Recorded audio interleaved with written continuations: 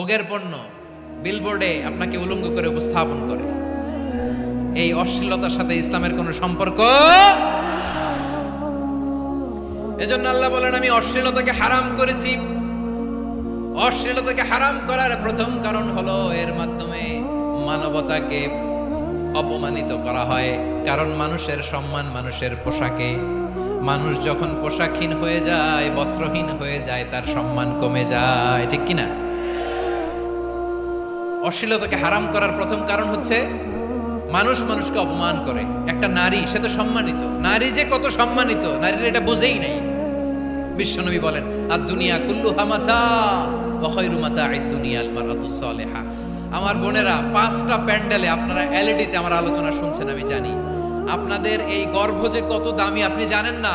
আপনার পেট থেকেই আসবে আগামী দিনের সালাহুদ্দিন আল আইয়ুবী। আপনার পেট থেকেই আসবে অনাগত দিনের ইমাম মাহদী আল মুনতাদর। আপনার পেট থেকেই আসবে অনাগত দিনের ফয়সাল, ওয়াসিম, মুগ্ধ, আবু সাইদের মতো বীর যোদ্ধা।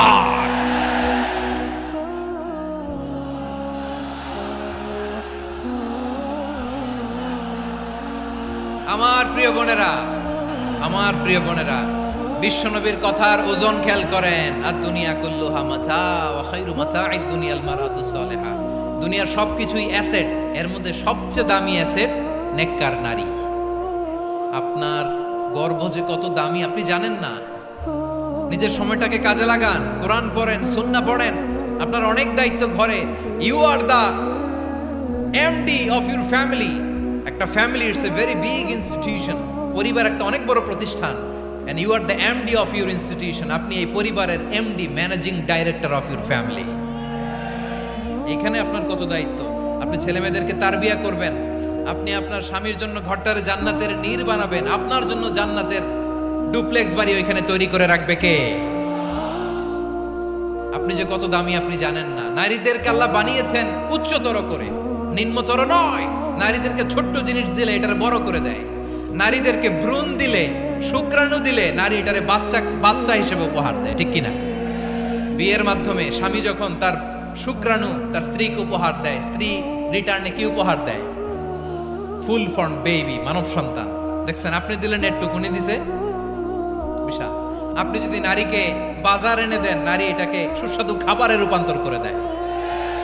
আপনি তাকে একটা মুচকি হাসি দিয়ে দেন, সে তার কলিজা দিয়ে দেয়।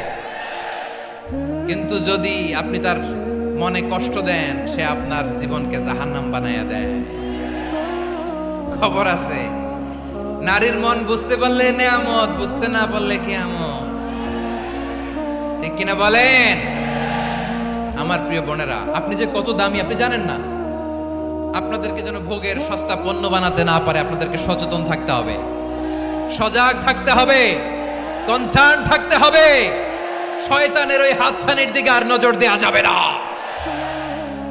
তাহলে কেন আল্লাহ তাআলা এই ফাহশা অশ্লীলতাকে হারাম করলেন? 1 নাম্বার, এতে হিউম্যান ডিগনিটি কমে।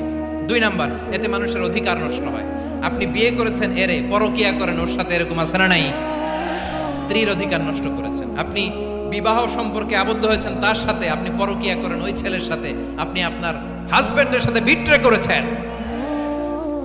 এজন্য আল্লাহ অশ্লীলতাকে হারাম করেছেন। অশ্লীলতাকে হারাম করার আরেকটা কারণ হচ্ছে আল্লাহ তাআলা এই হিউম্যান জেনারেশনকে এটাকে প্রিজার্ভ করতে চায়। হিফজুন নাসল, এটা মাকাসিদুশ শরিয়ার অনেক গুরুত্বপূর্ণ একটা মাকাসিদ, অনেক গুরুত্বপূর্ণ। আপনার নাসল, আপনার জেনারেশনকে সংরক্ষণ করা। এই যে আসতেছে ফেব্রুয়ারি, কত ফেব্রুয়ারি জানো? এটা কি বিশ্ব ভালোবাসা দিবস? হ্যাঁ, কি দিবস?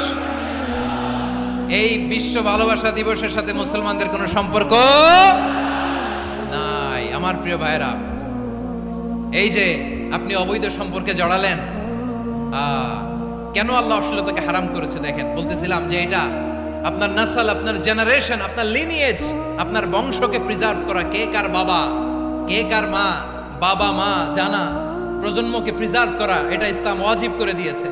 এই যে অবৈধ সম্পর্কের কারণে, বিশ্ব বেহায়া দিবসের কারণে, এগুলোর আউটকাম, আউটপুট হিসেবে মাঝে মাঝে এই ঢাকা মেডিকেলের ডাস্টবিনে নবজাতকের বাচ্চার কান্নার আওয়াজ শুনতে পাওয়া যায়।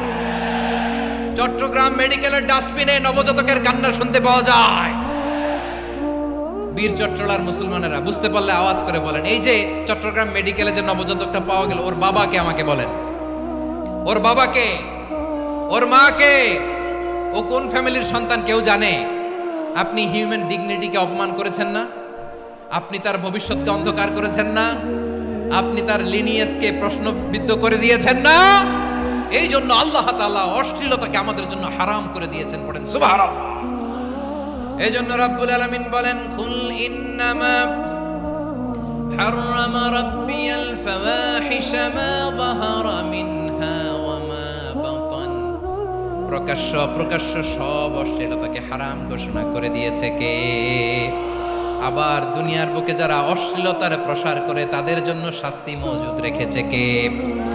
রাব্বুল আলামিন বলেন, ইন্নাল্লাযীনা ইউহিব্বুনা আন তাশিআল ফাহিশাতু ফিল্লাযীনা আমানু লাহুম আযাবুন আলীমুন ফিদ দুনিয়া ওয়াল আখিরাতি ওয়াল্লাহু ইয়ালামু ওয়া আনতুম লা তা'লামুন।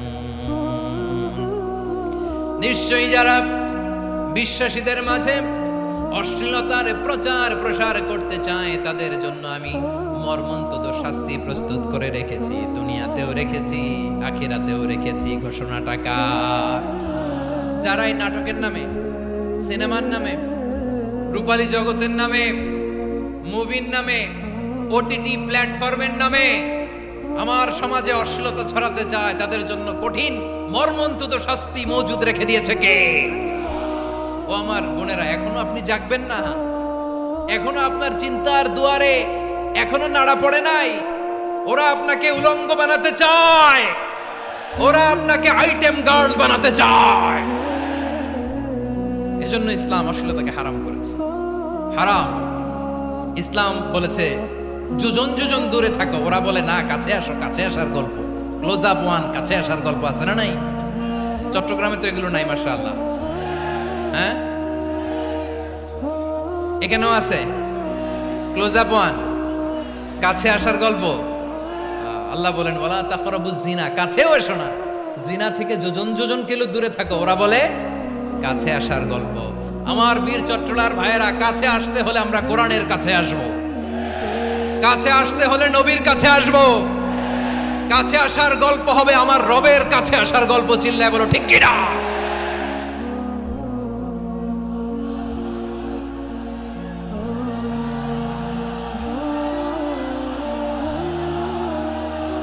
বসুন আমার ভাইয়েরা। তাহলে অশ্লীলতার সাথে আমাদের কোনো সম্পর্ক? সবাই বলতে পারেননি, আওয়াজ করে বলুন, অশ্লীলতার সাথে আমাদের কোনো সম্পর্ক? আমরা এই সমস্ত ক্লোজ আপ ওয়ান, কাছে আসার গল্পের প্রোগ্রামে যাব? আমরা কোন ধরনের অশ্লীল কন্টেন্ট সোশ্যাল মিডিয়ায়, টিভিতে দেখব? রাব্বুল আলামিন বলেন ওয়ায়ানহা আনিল ফাহশাই ওয়াল মুনকারি ওয়াল বাগি। তিনটা জিনিসকে আমি নিষিদ্ধ করলাম। এক নাম্বার হলো ফাহশা, অশ্লীলতা। দুই নম্বরে হলো মুনকারের সমস্ত মন্দ কাজ। আপনাদের মনোযোগ আছে না? শেষ করে দিব? আর 2-1 মিনিট শুনবেন? আচ্ছা বলি তাহলে, আর 2-1 মিনিট। তাহলে নিষেধাজ্ঞা জারি করেছেন তিনটা জিনিসের উপর। এক নাম্বার কি? ফাহশা, অশ্লীলতা। দুই নাম্বার মুনকার, মানে হচ্ছে যত মন্দ কাজ, খারাপ কাজ, বাজে কাজ, এটার বলে মুনকার। এটার কি বলে? আপনারা পড়ছেন না, তা'মুরুনা বিল মা'রুফি ওয়া তানহাউনা আনিল মুনকার। ভালো কাজের আদেশ, সৎ কাজের আদেশ, অসৎ কাজের নিষেধ। মুনকার, মুনকার হচ্ছে মানুষের স্বাভাবিক বিবেক বোধ যেটাকে খারাপ বলে, ওইটাই মুনকার। পৃথিবীর সব আসমানি গ্রন্থ যেটাকে খারাপ বলেছে, মানুষের স্বাভাবিক বিবেক বোধ যেটাকে খারাপ বলেছে, এগুলো সব মুনকার। যেমন ইফটিজিং, এটা কি ভালো না খারাপ? মজুদদারি, খাদ্যে ভেজাল দেওয়া, ওজনে কম দেওয়া, মাছে ফরমালিন মিশানো, চাঁদাবাজি, টেন্ডারবাজি, দখলবাজি, এগুলো আমাদের স্বাভাবিক বিবেকেই বলে এগুলো খারাপ, এগুলো হচ্ছে মুনকার। আল্লাহ তাআলা এই মুনকার থেকে আমাদেরকে বেঁচে থাকতে বলেন, আর শয়তান এই মুনকারের প্রতি আমাদেরকে উদ্বুদ্ধ করে। আল্লাহ তাআলা বললেন, ইয়া আইয়ুহাল্লাযীনা আমানু লা তাত্তাবিউ খুতুওয়াতিশ শাইতান ফাইন ওয়া মান واتبع خطوات الشيطان فإنه يأمر بالفحشاء والمنكر আল্লাহ বললেন, আমার গোলামেরা শোনো শোনো, ও আমার বিশ্বাসী বান্দারা খবরদার, তোমরা কশিনকালেও শয়তানের পদাঙ্ক অনুসরণ করবে না, কারণ শয়তান তোমাদেরকে অশ্লীলতা এবং মন্দ কাজের দিকে উদ্বুদ্ধ করে। আমাদের কাজ হচ্ছে শয়তান আমাদেরকে যেদিকে নিতে চায় আমরা তার উল্টা দিকে যাব, ঠিক কিনা বলে? শয়তান এই মন্দ কাজকে আমাদের কাছে বিউটিফাই করে চাকচিক্যময় করে আমাদের সামনে উপস্থাপন করে। এজন্য আল্লাহ বলেন মুনকারকে থামাতে হবে, মুনকার প্রতিরোধ করতে হবে। মুনকার প্রতিরোধের দায়িত্ব শুধু আমাদের নাকি? শুধু আপনার খতিব সাহেবের, ইমাম সাহেবের, নাকি মুসলিম উম্মার সবার?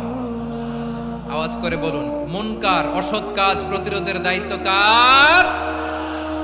রাব্বুল আলামিন বলেন, কুনতুম খায়রা উম্মাতিন উখরিজাত লিন-নাসি তা'মুরুনা বিল মা'রুফি ওয়া তানহাউনা আনিল মুনকার। তোমাদেরকে শ্রেষ্ঠ জাতি করে জমিনের মধ্যে আবির্ভূত করা হয়েছে, যাতে করে তোমরা জমিনের ভেতরে সৎ কাজের আদেশ করতে পারো আর অসৎ কাজের নিষেধ করতে পারো। উম্মাহ কুনতুম খায়রা, তাহলে গোটা উম্মার দায়িত্ব, এটা বুঝতে পারছেন তো? আচ্ছা, আরো নিচে আসেন। এরপরে আল্লাহ বললেন, শুধু উম্মাহ না, এই জমিনের রাজত্ব আমি যাদের হাতে দেই, এই জমিনের মালিক আমি যাদেরকে বানিয়ে দেই, যাদেরকে আমি সরকারের দায়িত্ব দেই, তাদেরকেও মুনকার প্রতিরোধের দায়িত্ব দিয়েছে কে? আল্লাহ বলেন, যারা ক্ষমতার মসনদে বসেছে তাদেরকে 4 দফা কর্মসূচি আমি আল্লাহ দিলাম। আওয়াজ করে বলেন, কয় দফা?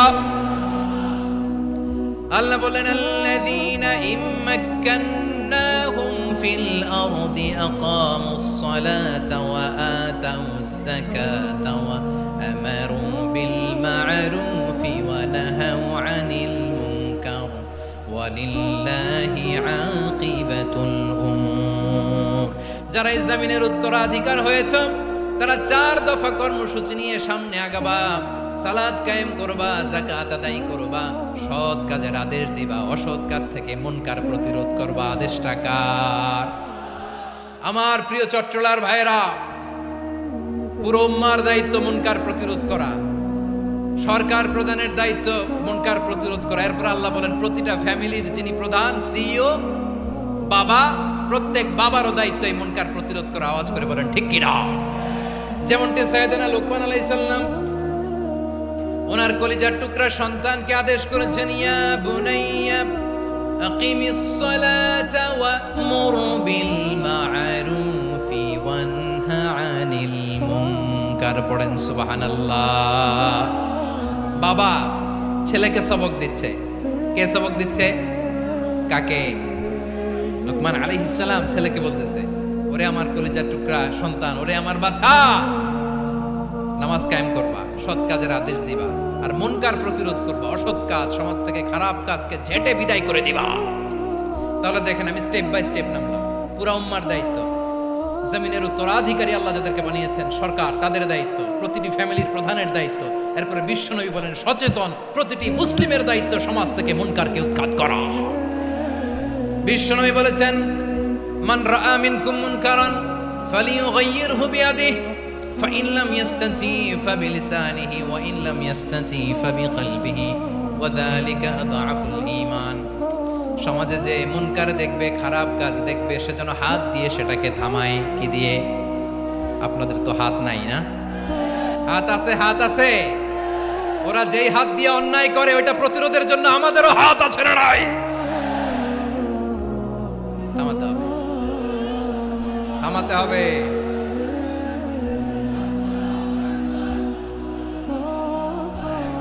বসুন আমার প্রিয় ভাইয়েরা, ওরা ওদের যে হাত দিয়ে টেন্ডারবাজি করে, চাঁদাবাজি করে, ইফটিজিং করে, দখলবাজি করে, যে হাত দিয়ে, ওই মুনকার থামায় দেওয়ার জন্য আল্লাহর দেয়া আমাদেরও 2টি হাত আছে না নাই? আমাদেরও হাত আছে। থামাইতে হবে, থামাইতে হবে, হিম্মত করতে হবে। আমার প্রিয় ভাইরা, না থামালে আমরাই ডুববো শেষমেশ। আমাদের বাঁচার জন্য হইলেও থামাইতে হবে। রব্বুল আলামিন বলেন, ওয়াত্তাকু ফিতনাতাল লা তুসিবান্নাল্লাযীনা যালামু মিনকুম খাসসা।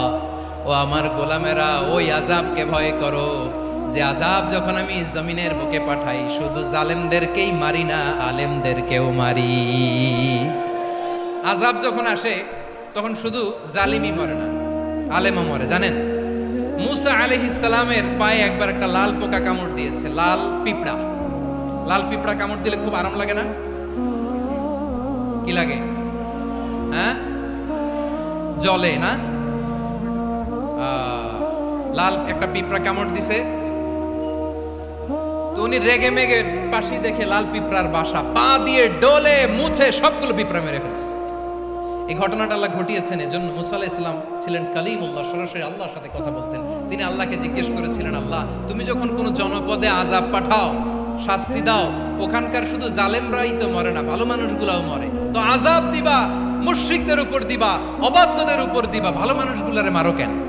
আল্লাহ বললেন, মুসা তোমার যে কামড় দিছিল পায়ের মধ্যে পিঁপড়া, কয়টা পিঁপড়া? জোরে বলেন।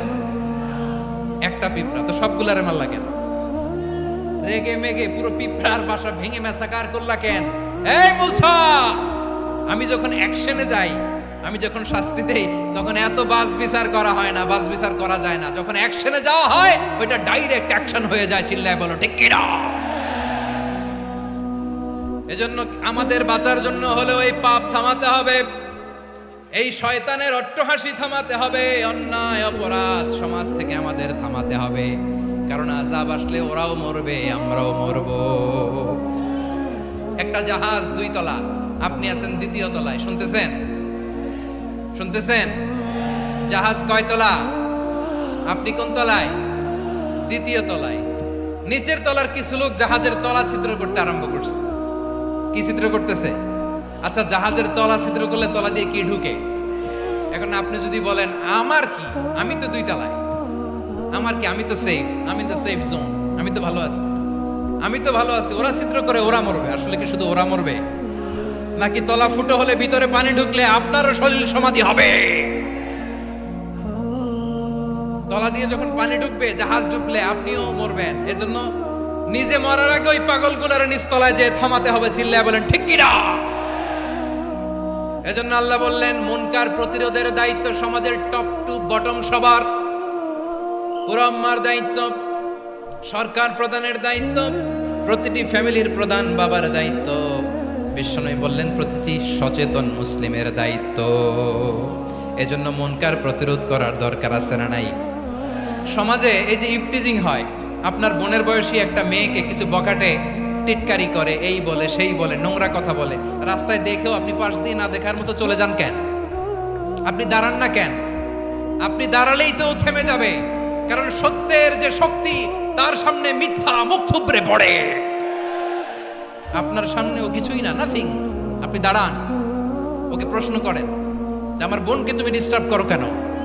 আপনাকে দেখে আরো 5 জন দাঁড়াবে, 5 জনকে দেখে আরো 10 জন দাঁড়াবে। আমাদের নীরবতা আর আমাদের নিশ্চুপ থাকাই জালিমদেরকে আরো শক্তিশালী জালিম বানিয়েছে।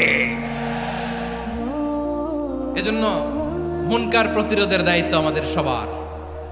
টেন্ডারবাজি, চাঁদাবাজি, দুর্নীতি, অপরাধ, দখলদারিত্ব, মজুদদারি, এগুলো সব কিছু একসাথে প্রতিরোধ করতে হবে। ঠিক কিনা বলেন?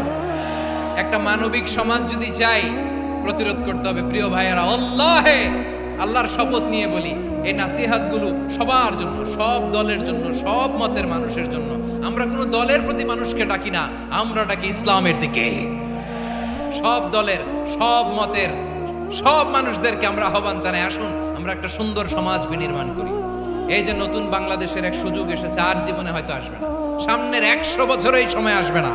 আসুন দেশটাকে আমরা সাজাই, আসুন আমরা দুর্নীতি বন্ধ করি, আসুন আমরা চাঁদাবাজি বন্ধ করি, আসুন আমরা দখলদারিত্ব বন্ধ করি, আসুন আমরা এক দল আরেক দলকে নিশ্চিহ্ন করার যে রাজনীতি, এটা বন্ধ করি। সব দলের প্রতি আমার আহ্বান। আমি কিছুদিন আগে একটা নিউজ দেখলাম, ওই যে লন্ডনে বসে জনাব তারেক রহমান সাহেবকে আমি ধন্যবাদ দিতে চাই। উনি সংবাদ শোনা মাত্রই ওনার দলের অনেক চাঁদাবাজকে উনি বহিষ্কার করেছেন। I do appreciate. প্রতিটি দলের এরকম ইনিশিয়েটিভ নেওয়ার দরকার আছে না নাই?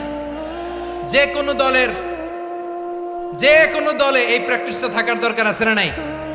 চাঁদাবাজদের সাথে আপনারা নিজেদেরকে মুক্ত ঘোষণা করবেন যে এরা আমার দলের কর্মী হতে পারে না। আমরা চাঁদাবাজ মুক্ত বাংলাদেশ চাই, জুলুম মুক্ত বাংলাদেশ চাই, ফ্যাসিজম মুক্ত বাংলাদেশ চাই, গুণ খুন খারাপি মুক্ত বাংলাদেশ চাই। আমরা নতুন ভোরের বাংলাদেশ চাই। ওই বাংলাদেশ পাওয়ার জন্য মুনকার প্রতিরোধে, অন্যায় প্রতিরোধে যদি বাঘের বাচ্চার মতো, আবু সাইদের মতো দুই হাত উঁচু করে বুককে টান টান করে প্রসারিত করে দাঁড়াতে হয়, রাজি আছো মুসলমান? কারা কারা রাজি? আল্লাহকে হাত দেখিয়ে প্রতিজ্ঞা করো।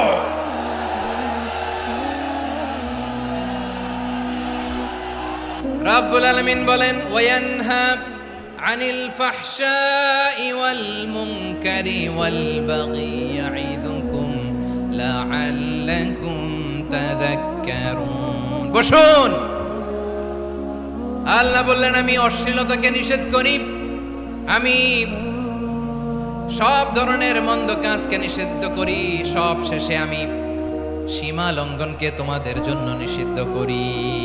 আলোচনা মনে আছে তো, না ভুলে গেছেন? নিষিদ্ধ করেছেন কয়টা জিনিস? 1 নম্বরে অশ্লীলতা, 2 নম্বরে মুনকার তথা সব মন্দ কাজ, 3 নম্বরে আল বাগি, সীমা লঙ্ঘন, ক্রসিং দ্য লিমিট। সীমা লঙ্ঘন করা ভালো না। We all should know our limits. চিল্লায় বলেন ঠিক কিনা? একই আয়াতে আল্লাহ বললেন, কুল ইন্নামা হাররামা রাব্বিয়াল ফাওয়াহিশা মা যাহারা মিনহা ওয়া মা বাতানা ওয়াল ইসমা ওয়াল বাগিয়া বিগাইরিল হক। অন্যায় ভাবে যে অবাধ্য হয়, যে সীমা লঙ্ঘন করে, তাদেরকেও আমি এটা হারাম করে দিলাম। সীমা লঙ্ঘন করা হারাম, সীমা লঙ্ঘন করা হারাম। আল্লাহ বারবার বারবার আমাদেরকে ওয়ার্নিং দেয়। যখন আমরা থামি না তখন আল্লাহ ধরে, আর যখন ধরে তখন ছাড়ে না। ধরে ধরে ধরে না, ধরলে আল্লাহ। ফেরাউনকে কিন্তু হুট করে ধরে নাই, আপনারা জানেন 9 বার ওয়ার্নিং দিয়েছে। ফেরাউনকে আল্লাহ তাআলা ওয়ার্নিং দিয়েছিল কয়বার? বীর চট্টলার বীর সেনানীরা আওয়াজ করে বলেন, ফেরাউনকে ধরার আগে ওয়ার্নিং দেওয়া হয়েছিল কয়টা? রাব্বুল আলামিন বলেন, ওয়ালাকাদ আতাইনা মূসা 9 আয়াতিন বাইয়িনাত। 9টা মুআজিজা দেখিয়েছি। 1 2 3 বারবার এইভাবে রিমাইন্ডার, ওইভাবে রিমাইন্ডার, এইভাবে নসিহত, ওইভাবে দাওয়া। ফাকুলা লাহু কাওলান লাইয়িনা, নরম করে বলো, সফট করে বলো। যত ওয়ে হতে পারে দাওয়া মেথডোলজি মূসা আলাইহিস সালামের সব অ্যাপ্লাই শেষ। 10ম বারে যে আল্লাহ ধরছে, 10ম বারে যে ধরেছে। এজন্য আল্লাহ বলেন, আমি সীমা লঙ্ঘনকে পছন্দ করি না। কোরআনের অন্য আয়াতে বাগীকে বলা হয়েছে আল ইতিদা। সীমা লঙ্ঘন যারা করে তাদেরকে আল্লাহ বলেছেন মুতাদিন।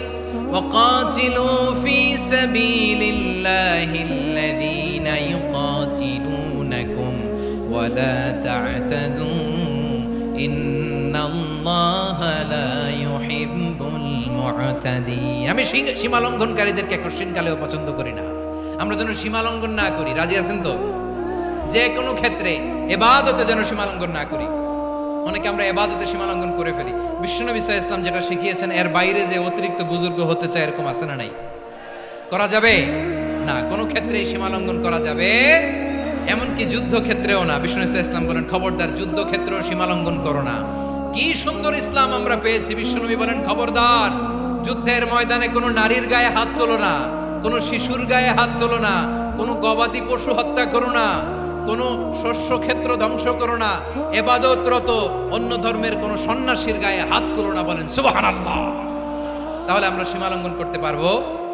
প্রিয় ভাইরা, একটা সুখী, সমৃদ্ধ, শান্তির সমাজ, মানবিক সমাজ যদি আমরা গঠন করতে চাই, আমাদের আল্লাহর দেয়া কয়টা আদেশ মানতে হবে বলেন দেখি? সবাই বলেন কয়টা? আর বেঁচে থাকতে হবে কয়টা জিনিস থেকে? আওয়াজ করে বলেন কয়টা? আচ্ছা, আদেশ নাম্বার 1 কি ছিল বলেন? আল্লাহর আদেশ কি? 1 নাম্বার আদাল, ন্যায়পরায়ণতা। আমরা সুবিচার, সুশাসন, ন্যায় বিচার চাই কি চাই না? 2 নম্বরে কি ছিল? মাশাআল্লাহ, আওয়াজ করে বলেন 2 নম্বরে কি ছিল? ইহসান। আমরা যেন সবার প্রতি দয়া পরবশ হই, ইহসান করি। 3 নম্বরে কি ছিল? নিকটাত্মীয়দের দান করা, তাদের অধিকার প্রাপ্য বুঝিয়ে দেওয়া। পাশাপাশি 3টা জিনিস থেকে আল্লাহ বারণ করেছেন, নিষেধ করেছেন। তার প্রথমটা ফাহশা, অশ্লীলতা। অশ্লীলতার সাথে আমাদের কোনো সম্পর্ক। আজকের এই ঐতিহাসিক চট্টগ্রামের প্যারেড ময়দান থেকে আমরা যত ধরনের মা তাহারা মিনহা মা বাতান, প্রকাশ্য অপ্রকাশ্য, দৃশ্যমান অদৃশ্যমান সব অশ্লীলতা থেকে নিজেদেরকে মুক্ত ঘোষণা করলাম। অশ্লীলতাকে আমরা না বলে দিলাম। আওয়াজ করে সবাই বলুন নো। অশ্লীলতার সাথে আমাদের কোনো সম্পর্ক। 2 নম্বর নিষেধাজ্ঞা কি ছিল? আল মুনকার, সমাজের যত মন্দ কাজ এগুলোকে আমরা প্রতিরোধ করব। রাজি আছেন তো সবাই? 3 নম্বরে আল বাগি, সীমালঙ্ঘন। কোন মুসলিম সীমালঙ্ঘন করে না, এমনকি যুদ্ধক্ষেত্রেও না। আওয়াজ করে বলেন ঠিক কি না? রব্বুল আলামিন শেষে বললেন ইয়াইদুকুম লাআল্লাকুম তাযাক্কারুন, আল্লাহ তোমাদেরকে উপদেশ দেন যাতে তোমরা শিক্ষা গ্রহণ করো। আমরা উপদেশ দেব, আমরা জোর করে কাউরে কিছু মানাতে চাই না। লা ইকরাহা ফিদ্দিন ওয়া যাক্কির ফাইন্না যিকরা তানফাউল মুমিনিন। উপদেশ দিলে এটা মুমিনদের কাজে দেয়। লাস্তা আলাইহিম বিমুসাইতির ইন্নামা আনতা মুযাক্কির। নবী হে, আপনি রিমাইন্ডার দাতা, আপনি উপদেশ দিবেন। আমরাও বিশ্বনবীর এই হাদিসগুলো থেকে, কোরআনের আয়াত থেকে রিমাইন্ডার, এই কথামালা বাণীবাহক হিসেবে এই বাণীগুলো আপনাদের সাথে কাছে পৌঁছে দিলাম। আমরা আল্লাহ তাআলার কাছে প্রার্থনা করি, আল্লাহ আমরা যেন আদল দিয়ে আমাদের সমাজকে গঠন করতে পারি। আল্লাহ আমরা যেন ইহসান করতে পারি, আমরা যেন নিকটাত্মীয়দের দান করতে পারি। আল্লাহ যত ধরনের অশ্লীলতা, অনাচার, মন্দ কাজ, সীমালঙ্ঘন, অবদ্ধতা থেকে যেন আমরা বেঁচে থাকতে পারি। মুনকার প্রতিরোধে আবু সাঈদের মতো 2 হাত উঁচু করে, বুককে টান টান করে প্রসারিত করে দাঁড়াতে হয়। রাজি আছো মুসলমান? কারা কারা রাজি? আল্লাহকে হাত দেখিয়ে প্রতিজ্ঞা করো।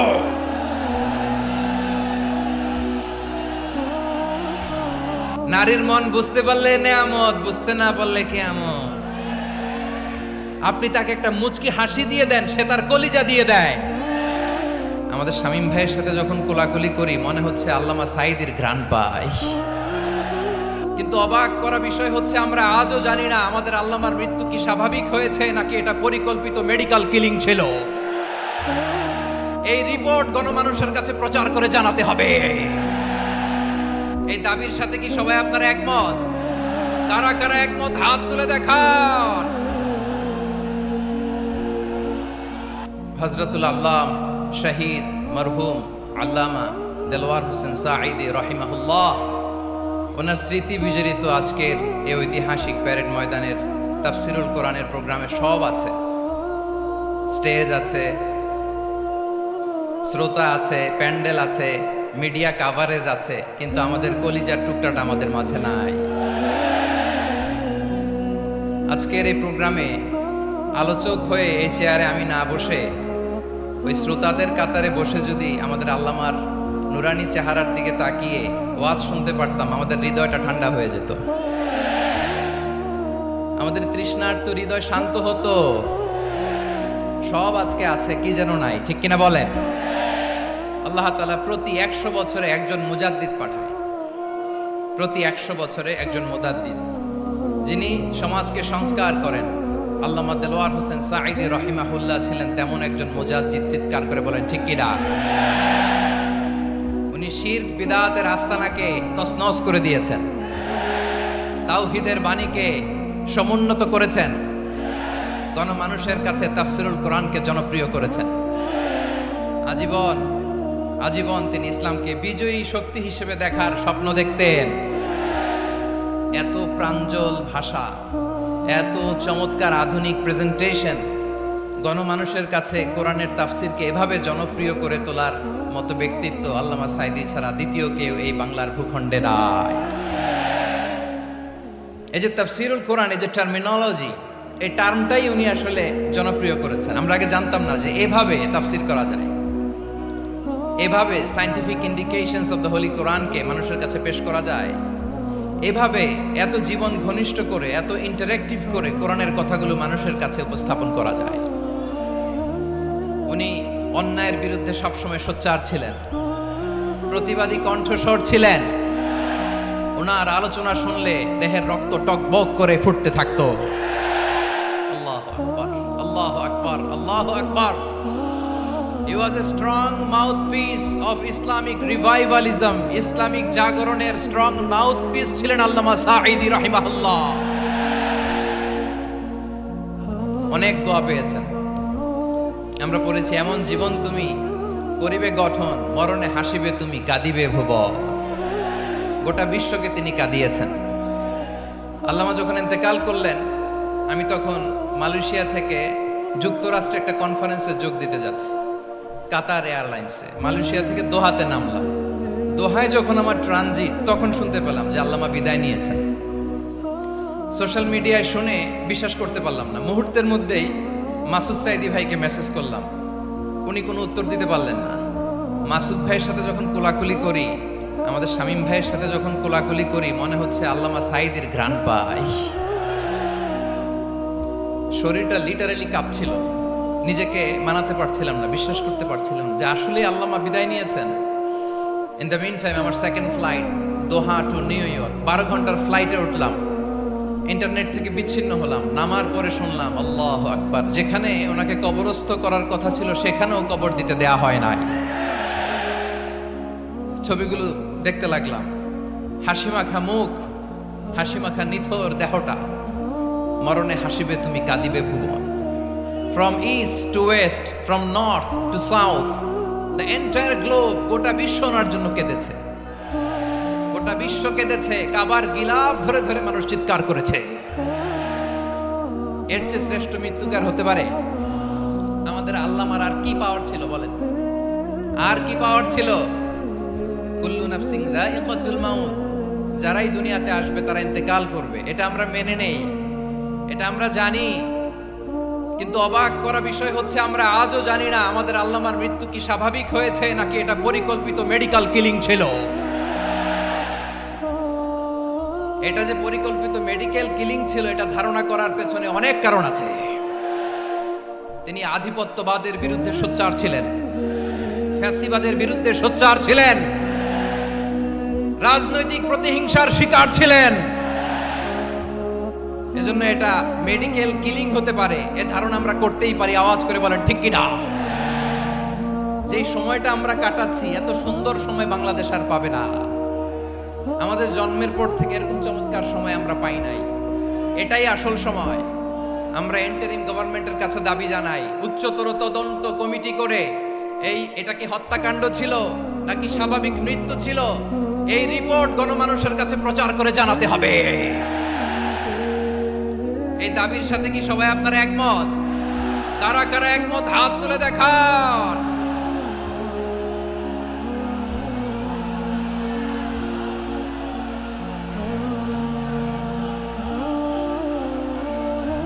আমার প্রিয় ভাইয়েরা, প্রিয় চট্টলাবাসী, আল্লাহ তাআলা তার এই মুখলেস গোলামকে তার জান্নাতুল ফেরদাউসের মেহমান হিসেবে কবুল করুক, তার জীবনের সকল খেদমাগুলোকে কবুল করুক, জান্নাতুল ফেরদাউসের আলা মাকামে তাকে মেহমান হিসেবে কবুল করুক। আল্লামা শহীদ দেলোয়ার হোসেন সাঈদী রাহিমাহুল্লাহ, উনি ছাড়াও এই ঐতিহাসিক ময়দানে কথা বলেছেন আল্লামা লুৎফুর রহমান রাহিমাহুল্লাহ। চলে গিয়েছেন আমাদেরকে ছেড়ে। তিনি বলতেন, ইনশাআল্লাহ মিজান আবার আসবে। হুজুর, আমি তো আসলাম, আপনি তো আমাদেরকে ছেড়ে চলে গেলেন। আল্লাহু আকবার, আল্লাহু আকবার, আল্লাহু আকবার। গলায় কোনো সুর ছিল না, সুর দিয়ে কথা বলতেন না, কিন্তু এত চমৎকার শব্দের বুনন, এত চমৎকার প্রেজেন্টেশন, এত চমৎকার ভাবে ঐতিহাসিক বর্ণনাগুলো তিনি উপস্থাপন করতেন। মন্ত্রমুগ্ধ হয়ে আমরা আল্লামা লুৎফুর রহমানের কথা শুনেছি। আমরা হযরতুল আল্লামা লুৎফুর রহমান রাহিমাহুল্লাহর জন্য এই বিশাল ময়দান থেকে দোয়া করছি, আল্লাহ তাআলা তুমি তোমার এই খাদেমকে জান্নাতের মেহমান হিসেবে কবুল করে নাও। আরো অনেক আল্লামারা এখানে কথা বলেছেন, বিশেষ করে বাইতুল শরফের মরহুম পীর সাহেব হুজুর থেকে শুরু করে আরো যারা যারা তারকাতুল্য ওলামায়ে কেরাম এই চট্টগ্রামের ময়দানে কথা বলেছেন, আলো ছড়িয়েছেন। আমরা এই লক্ষ লক্ষ তাওহীদি জনতাকে নিয়ে তাদের জন্য দোয়া করছি, আল্লাহ তাআলা ওনাদের জীবনের সকল ভুল ত্রুটি ক্ষমা করে দিয়ে তাদেরকে জান্নাতুল ফেরদাউসের মেহমান বানিয়ে নিক। আমরা এই ঐতিহাসিক প্যারেড ময়দানের প্রোগ্রাম থেকে স্মরণ করতে চাই 24-এর ছাত্র নাগরিক অভ্যুত্থানে আমার যে সমস্ত ছাত্র নাগরিক ভাইয়েরা দেহের তাজা রক্ত বিলিয়ে দিয়ে নতুন বাংলাদেশ আমাদেরকে উপহার দিয়েছে। বিশেষ করে আপনাদের এই চট্টগ্রামের শহীদ ফয়সাল, শহীদ ওয়াসিম সহ সকল শহীদকে আল্লাহ তাআলা কবুল করুক। আমরা সবাই পড়ি আমিন। প্রিয় ভাইয়েরা, আমি নগণ্য একজন কোরআনের ছাত্র। এত বিশাল মঞ্চে, এত বড় প্ল্যাটফর্মে কথা বলা আমার জন্য সাজে না। তারপরও আমাদের মুরব্বীরা আমাদের ডানে বায়ে বসে আছেন, ওনাদের আদেশ ক্রমে, ওনাদের অনুমতি ক্রমে কিছু কথা আজকের এই ঐতিহাসিক প্রোগ্রামে আপনাদের সামনে উপস্থাপন করার চেষ্টা করব। ওমা তৌফিক ইল্লা বিল্লাহ। প্রিয় ভাইয়েরা, 5 দিন ব্যাপী এই তাফসিরুল কোরআনের প্রোগ্রামে অনেক ওলামা হযরত কথা বলেছেন। যারা কোরআন সুন্নাহ থেকে আমাদেরকে কোরআনের কথাগুলো শোনালেন, আমরা যেন সেগুলো আমল করতে পারি, আল্লাহ আমাদেরকে তৌফিক দান করুন। শুরুতে আমাদের নিয়তটাকে খালেস করে নেওয়া দরকার। এই যে গ্যাদারিং, এই যে হিউজ শোডাউন, এগুলো যদি আমাদের নিজেদেরকে পরিবর্তন না করে, তাহলে এতে কোনো লাভ নাই। জোরে বলেন ঠিক কিনা? এই প্রোগ্রাম যদি আমাদের জীবনকে পরিবর্তন করে, আমাদের চিন্তার ডিএনএ কে চেঞ্জ করে দেয়, তাহলেই চট্টগ্রামের প্যারেড ময়দান সার্থক। আসুন আমরা চিন্তাকে খালেস করে নেই। আমরা সবাই নিয়ত করি যে যতটুকু কথা আমরা কোরআনের আলোকে শুনবো, আমলের নিয়তে শুনবো ইনশাআল্লাহ। বলেন সবাই। আমি যে টপিকটা নিয়ে আজকের এই ঐতিহাসিক চট্টগ্রামের প্যারেড ময়দানের তাফসিরুল কোরআন প্রোগ্রামে আলোচনা করব, সেটা হচ্ছে সূরাতু আন-নাহলের 90 নম্বর আয়াত নিয়ে কিছু কথা আমরা উপস্থাপন করবার চেষ্টা করব ইনশাআল্লাহ। আমার খুতবার শুরুতেই আপনারা মোটামুটি আন্দাজ করে ফেলেছেন যে আমি কি নিয়ে আলোচনা করব, কারণ যে আয়াতটি আমি তেলাওয়াত করেছি, এই আয়াতটি প্রায়শই এই ভূখণ্ডে, এই বাংলাদেশে জুমার দিনে খতিব সাহেবরা দ্বিতীয় খুতবার শেষের দিকে পড়ে না? কি কমন পড়ছে? ইন্নাল্লাহা ইয়া'মুরু বিল আদলি ওয়াল ইহসান ওয়া ইতাই যিল কুরবা ওয়া ইয়ানহা আনিল ফাহশাই ওয়াল মুনকারি ওয়াল বাগি ইয়া'iদুকুম লাআল্লাকুম তাযাক্কারুন। মুখস্থ আছে না সবার? আসুন আমরা এই আয়াতের সরল অর্থ, এর মর্মবাণী, এর সংক্ষিপ্ত তাফসীর সবাই মিলে আজকের এই প্রোগ্রাম থেকে উদ্ধার করার চেষ্টা করি। আপনারা মনোযোগী আছেন তো? ইনশাআল্লাহ। এই আয়াতটা অনেক কম্প্রিহেন্সিভ একটা আয়াত। সাইয়েদনা আব্দুল্লাহ ইবনে মাসউদ রাদিয়াল্লাহু তাআলা আনহু উনি বলেছেন, ইন্নাহা মিন আজমাই আয়াতিল কুরআন। এটা কোরআনের সবচেয়ে জামে মানে আয়াত। যদিও ছোট্ট আয়াত, অল্প কিছু কথামালা, কিন্তু তিনি বলতেন এটা কোরআনের সবচাইতে জামে মানে সবচেয়ে কম্প্রিহেন্সিভ একটা আয়াত, যেখানে কথা কম, শব্দ কম, কিন্তু এটার দোতনা, এটার আবেদন, এটার মিনিং অনেক বেশি। সুবহানাল্লাহ। এই আয়াতে আল্লাহ তাআলা বেসিক্যালি আমাদেরকে 3টা বিষয়ে আদেশ করেছেন আর 3টা বিষয়ে বারণ করেছেন, মানে নিষেধ করেছেন। আওয়াজ করে বলুন, আদেশ করেছেন কয়টা? প্রিয় চট্টলার ভাইয়েরা, আমার মতো এই যে 3 আঙ্গুল উঁচু করে বলেন, আদেশ করেছেন কয়টা? আবার নিষেধও কয়টা? মানবো তো আমরা ইনশাআল্লাহ? বলেন সবাই। 3 do's and 3 don'ts, do's and don'ts। 3টা আদেশ, 3টা নিষেধ। এই 3টা আদেশ আর 3টা নিষেধের ভেতরে আল্লাহ তাআলা গোটা ইসলামী শরিয়ার মূল নির্যাসকে ঢুকিয়ে দিয়েছেন। সুবহানাল্লাহ। এই ছোট্ট একটা আয়াতে গোটা ইসলামী শরিয়ার, the gist, the cream of the creams, গোটা ইসলামী শরিয়ার মূল নির্যাসকে আল্লাহ ঢুকিয়ে দিয়েছেন। 3টা আদেশ আর 3টা নিষেধ। আসুন আমরা সরাসরি কোরআন থেকে শুনি। সবাই পড়ুন। আউযু বিল্লাহি মিনাশ শাইতানির রাজীম। বিসমিল্লাহির রাহমানির রাহিম। ইন্নাল্লাহা ইয়া'মুরু বিল আদলি ওয়াল ইহসানি ওয়া ইতাই যিল কুরবা ওয়া ইয়ানহা আনিল ফাহশাই ওয়াল মুনকারি ওয়াল বাগি ইয়া'iযুকুম লাআল্লাকুম তাযাক্কারুন।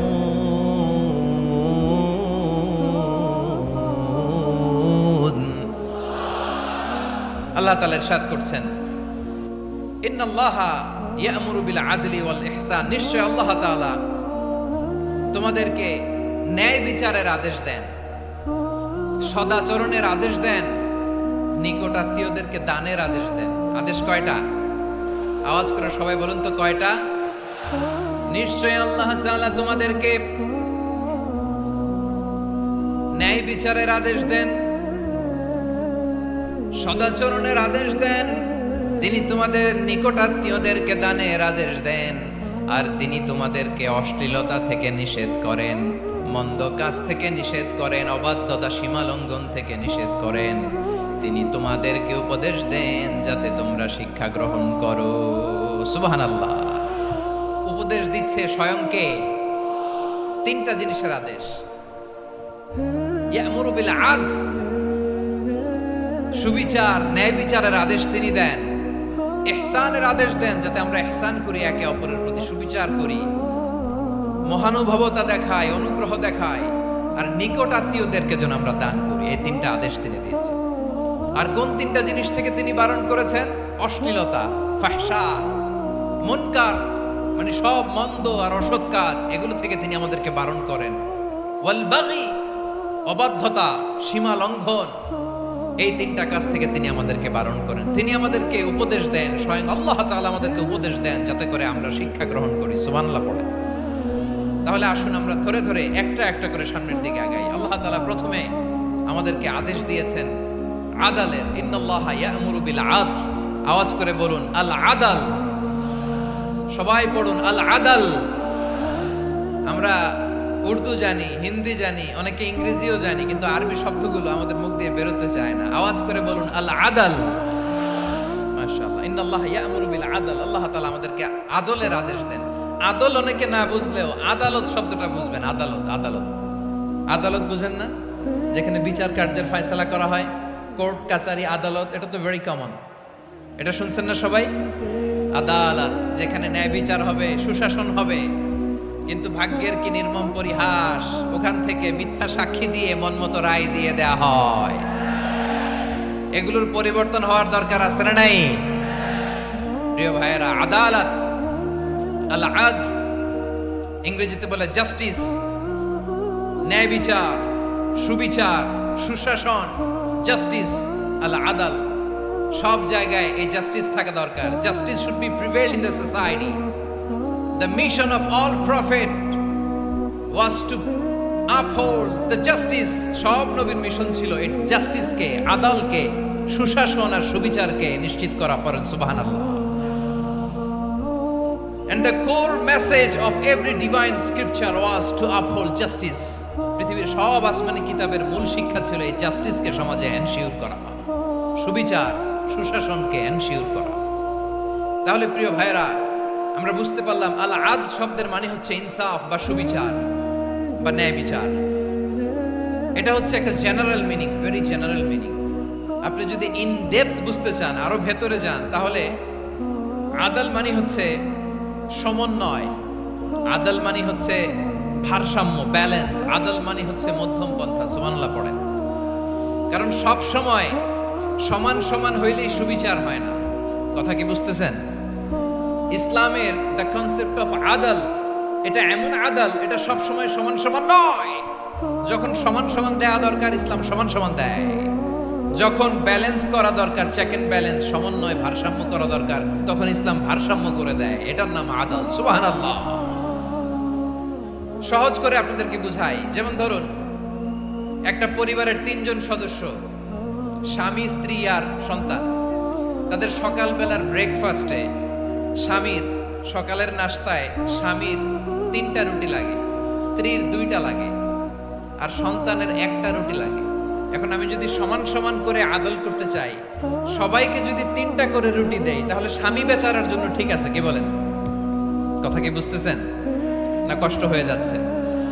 যদি সমান সমানের নিয়মে আগাই, তাহলে 3টা করে যদি রুটি দেই, স্বামীর জন্য ওকে, কিন্তু স্ত্রীর জন্য 1টা বেশি হয়ে যায়। আর সন্তানের জন্য কয়টা বেশি হয়? আচ্ছা, এই তো বুঝতেছেন, মাশাআল্লাহ।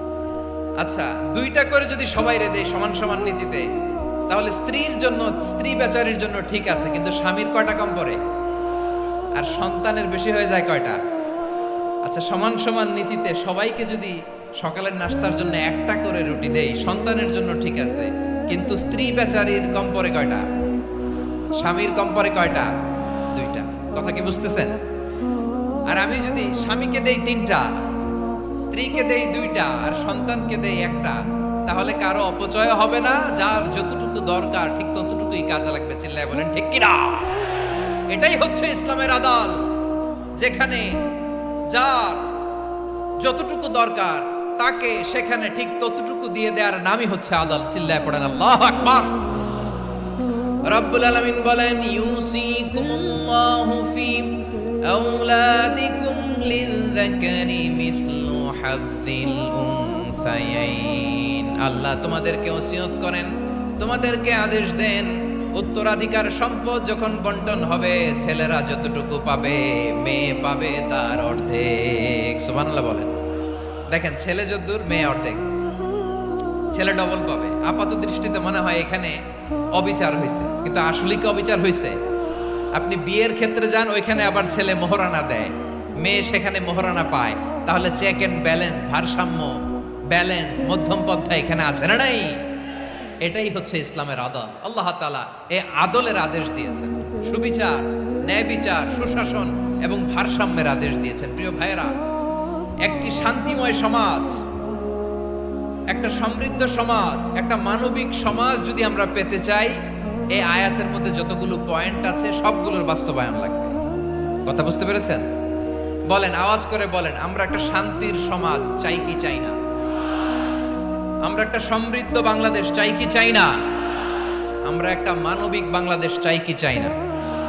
এই আয়াতে আল্লাহ তাআলা একটা মানবিক সমাজের রূপরেখা টেনেছেন। তার প্রথম কথা হচ্ছে ইন্নাল্লাহা ইয়া'মুরু বিল আদল। আল্লাহ তাআলা তোমাদেরকে আদলের নির্দেশনা দেয়, সুবিচার, সুশাসনের নির্দেশনা দেয়। যে সমাজে আদল থাকে না সে সমাজে জুলুম মানুষের ঘাড়ে চেপে বসে। আদলের বিপরীত হচ্ছে জুলুম। আদলের বিপরীত কি? জুলুম বা জাওর, অত্যাচার, অবিচার, বৈষম্য। এই যে বৈষম্য বিরোধী ছাত্র আন্দোলন কমন পড়ছে? এই যে একজন সমন্বয়ক তো দেখা করলো আমার সাথে। জুলুম মানে হচ্ছে বৈষম্য। বৈষম্যের স্থান ইসলামে নাই, অবিচারের স্থান ইসলামে নাই, জুলুমের স্থান ইসলামে নাই। আল্লাহ তাআলা বলেন যে আমি জুলুমকে নিজের জন্য হারাম করেছি এবং তোমাদের জন্য হারাম করেছি। বিশ্বনবী ফরমান, আল্লাহ তাআলা বলেন হাদিসে কুদসিতে, ইয়া ইবাদি ইন্নী হারামতু যুলমা আলা নাফসি ওয়া জাআলতুহু বাইনাকুম মুহাররামান ফালা তাযালামু। আমার গোলামেরা শোনো, নিশ্চয় আমি আল্লাহ তাআলা জুলুমকে আমি আমার উপরে হারাম করেছি, অনুরূপভাবে জুলুম করাকে তোমাদের উপরেও হারাম করেছি। ফলে ফালা তাযালামু, তোমরা একে অপরের সাথে জুলুম করো না। খবরদার, জুলুমের সাথে আমাদের কোনো সম্পর্ক নাই। আল্লাহ তাআলা আদলের আদেশ দিয়েছেন, আদালতের আদেশ দিয়েছেন, সুশাসনের, ন্যায় বিচারের আদেশ দিয়েছেন। ইন্নাল্লাহা ইয়া'মুরু বিল আদল। আমাদেরকে আদল প্রতিষ্ঠা করতে হবে। জুলুমের সাথে ইসলামের কোনো সম্পর্ক নাই।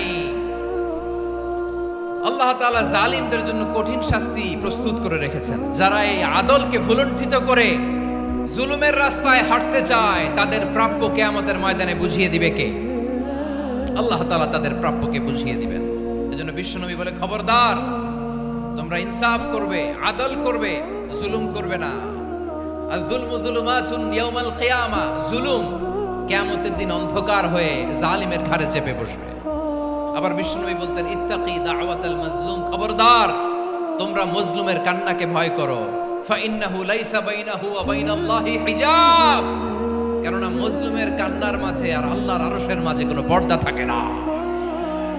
বিশ্বাস হয়? এই কথা বিশ্বাস হয়? এর জলজ্যান্ত প্রমাণ তো আমরা নিজেরাই দেখলাম। হ্যাঁ, মজলুমের কান্না ফুলে ফেপে মহিরুহ হয়ে, পাহাড়ের মতো হয়ে, বিস্ফোরিত হয়ে জালিমের মসনদকে ছারখার করে দিয়েছে। এর প্রমাণ তো আমরা নিজেরাই তো দেখলাম। জালিমের পরিণতি কি হয় আমরা জীবদ্দশাই তো দেখলাম। এমনও কোনো জুলুম নাই যে হয় নাই, ঠিক কিনা বলেন? আহারে জুলুম, আহারে জুলুম। রিসেন্টলি আয়না ঘরের কিছু ছবি প্রকাশিত হয়েছে সোশ্যাল মিডিয়ায়, দেখেছেন আপনারা? হ্যাঁ, ছোট্ট একটা জায়গা, স্বাধীন মানুষকে প্রাণীর মতো, পাখির মতো খাঁচায় বন্দি করে রেখেছে। কখন দিন কখন রাত কিচ্ছু জানে না, কখন দিন কখন রাত কিছু জানে না। বছরের পর বছর কেটে গিয়েছে। এক্সট্রা জুডিশিয়াল কিলিং এর কোনো হিসাব নাই। বিচার বহির্ভূত হত্যা, এনফোর্স ডিসঅ্যাপিয়ারেন্স, গুম, যেটা সবচাইতে বড় মানবতা বিরোধী অপরাধ। কত মানুষ যে গুম হয়েছে তার কোনো ইয়ত্তা নাই। যেই ফ্যামিলির সদস্য গুম হয়েছে তারা কি ওই লোকটার জন্য মাগফিরাতের দোয়া করবে নাকি সুস্বাস্থ্যের দোয়া করবে তারা নিজেরাও জানতো না, কারণ জানে না ও বেঁচে আছে না মরে গেছে। আহা, বিডিআর নওজোয়ানদের যারা ছাড়া পেল দেখলাম বিনা অপরাধে, কোনো অন্যায় ছাড়া অপরাধ ছাড়া তাদের জীবন থেকে, তাদের তারুণ্যের, তাদের যৌবনের 15 বছর 16 বছর 17 বছর নাই, 6 মাস বয়সের ছোট বাচ্চাকে রেখে জেলে গেছে। 6 মাসের মেয়ে বেরোয় দেখে মেয়ের বয়স 17 বছর। মেয়ে বাবারে চিনে না, বাবা মেয়েরে চিনে না। মেয়েকে এখন বিয়ে দিয়ে আরেক ছেলের হাতে তুলে দিবে। মেয়ের শৈশব বাবা দেখে নাই, মেয়ের কৈশোর বাবা দেখে নাই, মেয়ের তারুণ্য দেখে নাই। আরেক যুবককে দেখলাম 14 দিনের সংসার, 2 সপ্তাহের সংসার শেষে জেলে গেছে। কত যুবকের যে স্ত্রী চলে গিয়েছে ফ্যামিলি ছেড়ে, কারণ জানে না তো কবে আসবে, কি হবে, কেউ জানতো না। দাম্পত্য জীবনের মাত্র 14 দিনের স্মৃতি, এই স্মৃতিকে আঁকড়ে ধরে এক বোন 16টা বছর 17টা বছর কাটিয়ে দিয়েছে। আমি নিউজটা দেখে ভাবলাম আমার এই বোনের প্রতিটি দিন কিভাবে কেটেছে, প্রতিটি রাত কিভাবে কেটেছে, প্রতিটি ক্ষণ কিভাবে কেটেছে।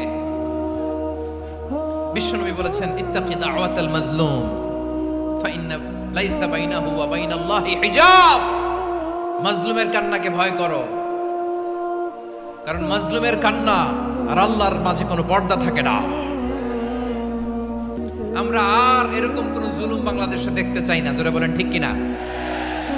আর কেউ নতুন করে জালিম হোক আপনারা চান? আবার নতুন করে কেউ ফ্যাসিস্ট হোক আপনারা চান? এক দল আরেক দলকে নিশ্চিহ্ন করার রাজনীতিতে মেতে উঠুক এটা আপনারা চান? আমরা বাংলাদেশকে আদল দিয়ে সাজাতে চাই। আমরা এই 56,000 বর্গ মাইলের প্রতিটা ইঞ্চি মাটিকে কোরআনের আইন দিয়ে সাজাতে চাই। রাজি আছেন আপনারা? কারা কারা রাজি দেখান হাত তুলে আল্লাহকে।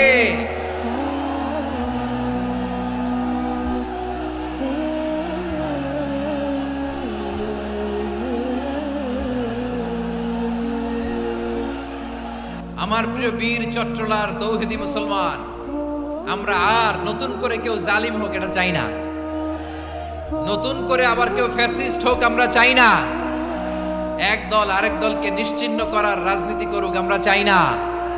আমরা সুশাসনের বাংলাদেশ চাই, আমরা মানবিক বাংলাদেশ চাই, আমরা একটা সমৃদ্ধ বাংলাদেশ চাই, আমরা বিশ্বের বুকে সম্মান নিয়ে মাথা উঁচু করে দাঁড়াতে চাই, ঠিক কিনা বলেন? আল্লাহ বললেন, এটা যদি তোমরা চাও, একটা সমৃদ্ধ সমাজ যদি বিনির্মাণ করতে চাও, মানবিক সমাজ যদি বিনির্মাণ করতে চাও, আমি তোমাদেরকে সেজন্য প্রথমেই আদালতের নির্দেশ দিলাম। ইন্নাল্লাহা ইয়া'মুরু বিল আদল, নিশ্চয় আল্লাহ তাআলা তোমাদেরকে ন্যায় বিচার সুশাসন এটার আদেশ দেন। সুবহানাল্লাহ।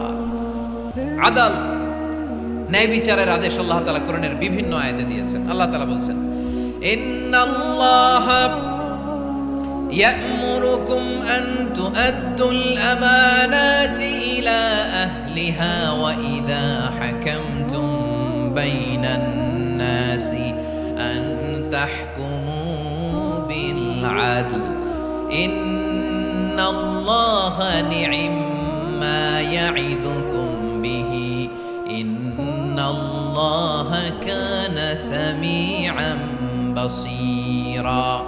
আল্লাহ আদেশ দিচ্ছেন, যে ব্যক্তি আমানতের হকদার তার হাতে তোমরা আমানত পৌঁছে দাও, আর যখন তোমরা বিচার কার্য করবে, বিচার ফয়সালা করবে, আদালতের সাথে করো। সুবহানাল্লাহ বলেন। ওয়া ইযা হাকামতুম বাইনান নাসি আন তাহকুমু বিল আদল, আদালতের সাথে করবা। আল্লাহ তাআলা বলেন, যারা জাজ হবে, বিচারক হবে, তাদের যদি বাদী বিবাদীর কারো সাথে শত্রুতা থাকে, কারো সাথে যদি কোনো ধরনের রেষারেষি থাকে, আল্লাহ বলেন বিচার কার্য করতে যে ওই শত্রুতা রেষারেষির কারণে আদালতের বাইরে যে অবিচার করে বিচার করো না।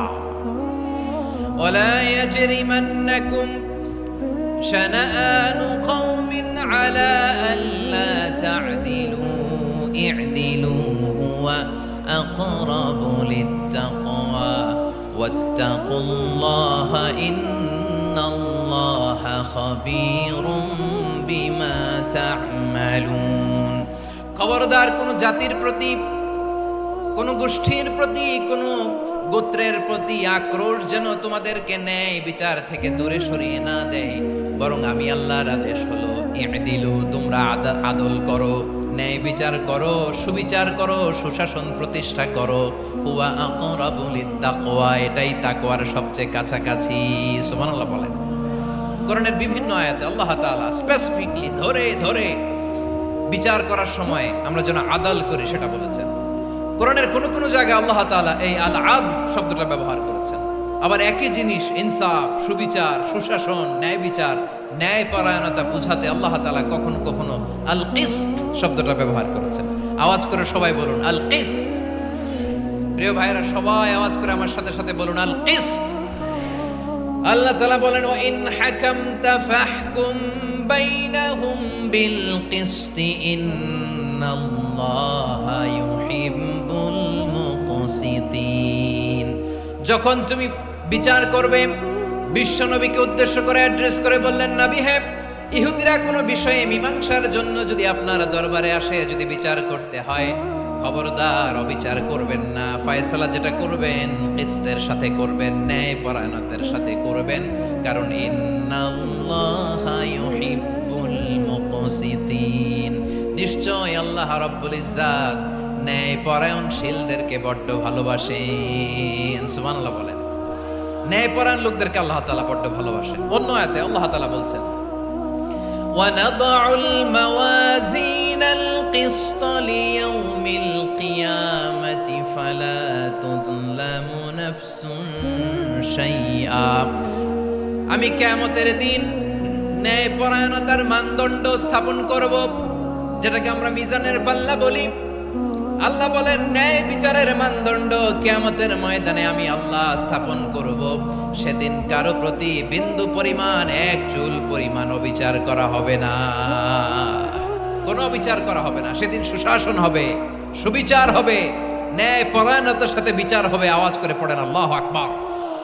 তাহলে প্রিয় ভাইরা, যে তিনটি বিষয়ে আল্লাহ তাআলা আমাদেরকে আদেশ দিয়েছেন, তার প্রথমটা হচ্ছে আদালত, ইনসাফ, সুবিচার, ন্যায় বিচার। এটা আমরা চাই কি চাই না? বিশ্বনবী ন্যায় বিচার, ন্যায় পরায়ণতা, সুশাসন প্রতিষ্ঠিত করেন কি করেন নাই? আপনারা বিশ্বনবীর সিরাত যারা পড়েছেন, আপনি দেখবেন বিশ্বনবীর সিরাতের পরতে পরতে, বাঁকে বাঁকে, সিরাতের বাঁকে বাঁকে এই আদালতের নমুনা মেলে। সুবহানাল্লাহ বলেন। ছোট্ট একটা নমুনা রাসূল সাল্লাল্লাহু আলাইহি ওয়াসাল্লামের আসিরা আল আতরা থেকে ছোট্ট একটা নমুনা আপনাদের খেদমতে এখানে উপস্থাপন করি। বিশ্বনবী সাল্লাল্লাহু আলাইহি ওয়াসাল্লাম মক্কা বিজয় করলেন ৮ম হিজরিতে। মক্কা বিজয় শেষে তিনি কয়েক সপ্তাহ মক্কাতে অবস্থান করলেন। ইন দ্য মিন টাইম মক্কার একটা ভেরি প্রেস্টিজিয়াস এন্ড ডিগনিফাইড ফ্যামিলির নারী চুরিতে ধরা পড়ল। কিসে ধরা পড়ল? সবাই বলেন কিসে? আমাদের সমাজে আসেনি এটা? আছে? ছোট না বড়? হ্যাঁ, হিসাব করে শেষ করা যায় না। ৩.৫ লাখ কোটি টাকা নাই উন্নয়ন প্রকল্পের নামে। উন্নয়ন প্রকল্পের নামে ৩.৫ লাখ কোটি টাকা নাই। ৩.৫ লাখ কোটি টাকা লিখতে পারবেন আপনি? এক টানে লিখতে পারবেন? বুঝতেছেন কত বড় সংখ্যা?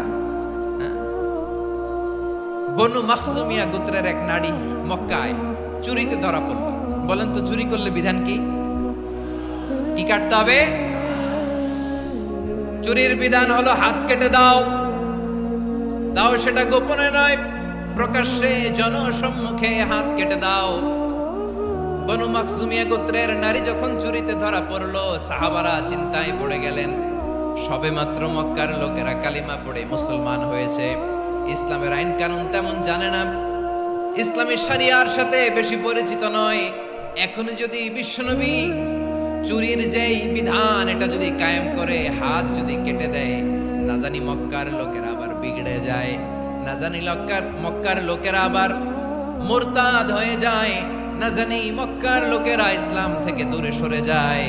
চলো চলো সাহাবীরা মিলে পরামর্শ করলেন, চলো বিশ্বনবীর কাছে যে বলি, ও নবী, শুধু কেবলমাত্র একমাত্র এই নারীর জন্য চুরির হাত কাটার বিধানটা আপনি একটু থামিয়ে দেন। চুরির হাত কাটার যে বিধান এখানে একটু রহিত করে দেন, বাকিগুলা কইরেন মদিনাতে যে চলবে, কিন্তু মক্কায় এবারের জন্য মাফ করে দেন। কিন্তু কে বলবে? এই যে পরামর্শ, সাজেশন, এটা কে দিবে বিশ্বনবীর কাছে? সাহাবারা চিন্তায় পড়ে গেলেন। আল্লাহর নবীর সামনে দাঁড়িয়ে আল্লাহর দেয়া হুদুদ, আল্লাহর দেয়া বিধান থামিয়ে দেওয়া, মাফ করে দেওয়া, এই কথা বিশ্বনবীর সামনে বলার সাহস তো কেউ রাখে না। কেউ কেউ বলল, বিশ্বনবীর পালক পুত্র যায়েদ বিন হারেসার সন্তান উসামারে বিশ্বনবী নাতির মতো আদর করে, বড্ড বেশি ভালোবাসে উসামারে। এজন্য সাহাবারা উসামাকে বলতো হিব্বু রাসূলিল্লাহ, বিশ্বনবীর ভালোবাসা।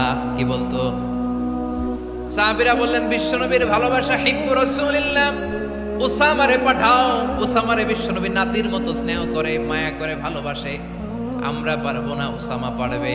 সবাই মিলে ফুলিয়ে ফুসিয়ে ওসামাকে, ছোট্ট ওসামাকে রাজি করালো। ওসামা, এমন এমন কথা যে তুমি বিশ্বনবীর কাছে বলতে হবে, পারবা নাকি? ওসামা বলে, পারবো।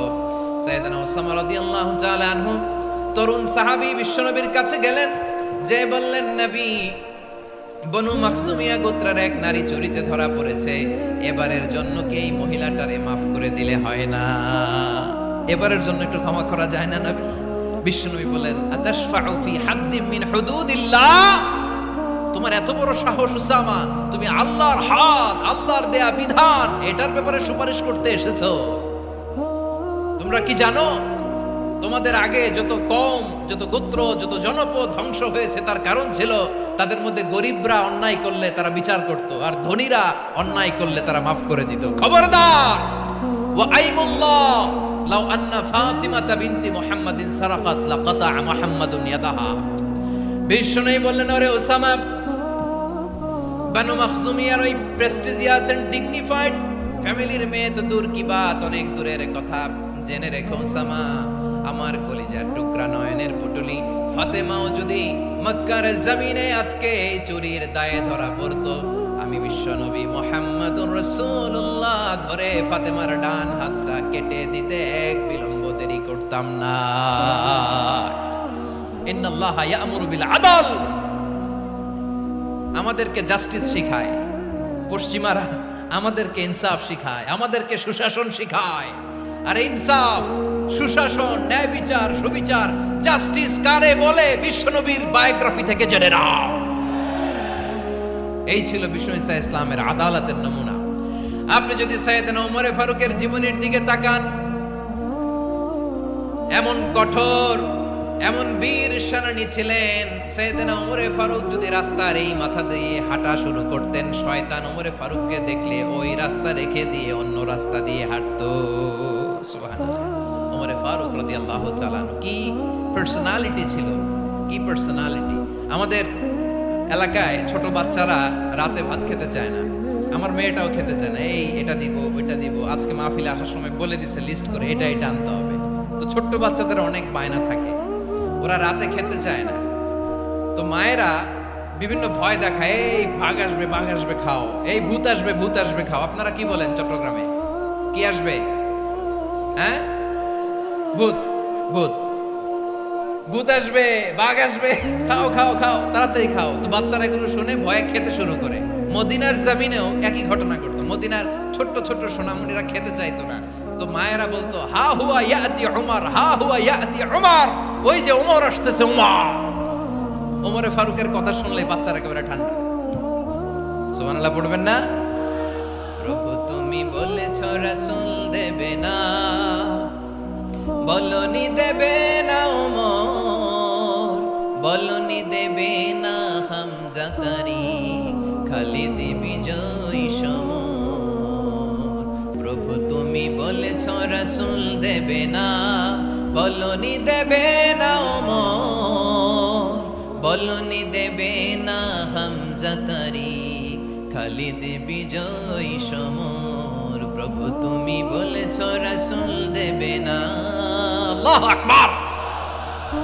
ওমর ফারুক রাদিয়াল্লাহু তাআলা আনহু, ওনার কথা শুনলে গায়ের মধ্যে গুজবাম হয়, গায়ের পশমগুলো দাঁড়িয়ে যায়। সুবহানাল্লাহ বলেন। কি পার্সোনালিটি ছিল, কি ব্যক্তিত্ব ছিল! মুনাফিকরা ওমর ফারুককে জমের মতো ভয় পেতেন। শয়তান, ভূত শয়তান এই রাস্তা দিয়ে আসলে শয়তান অন্য রাস্তা দিয়ে হাঁটতো।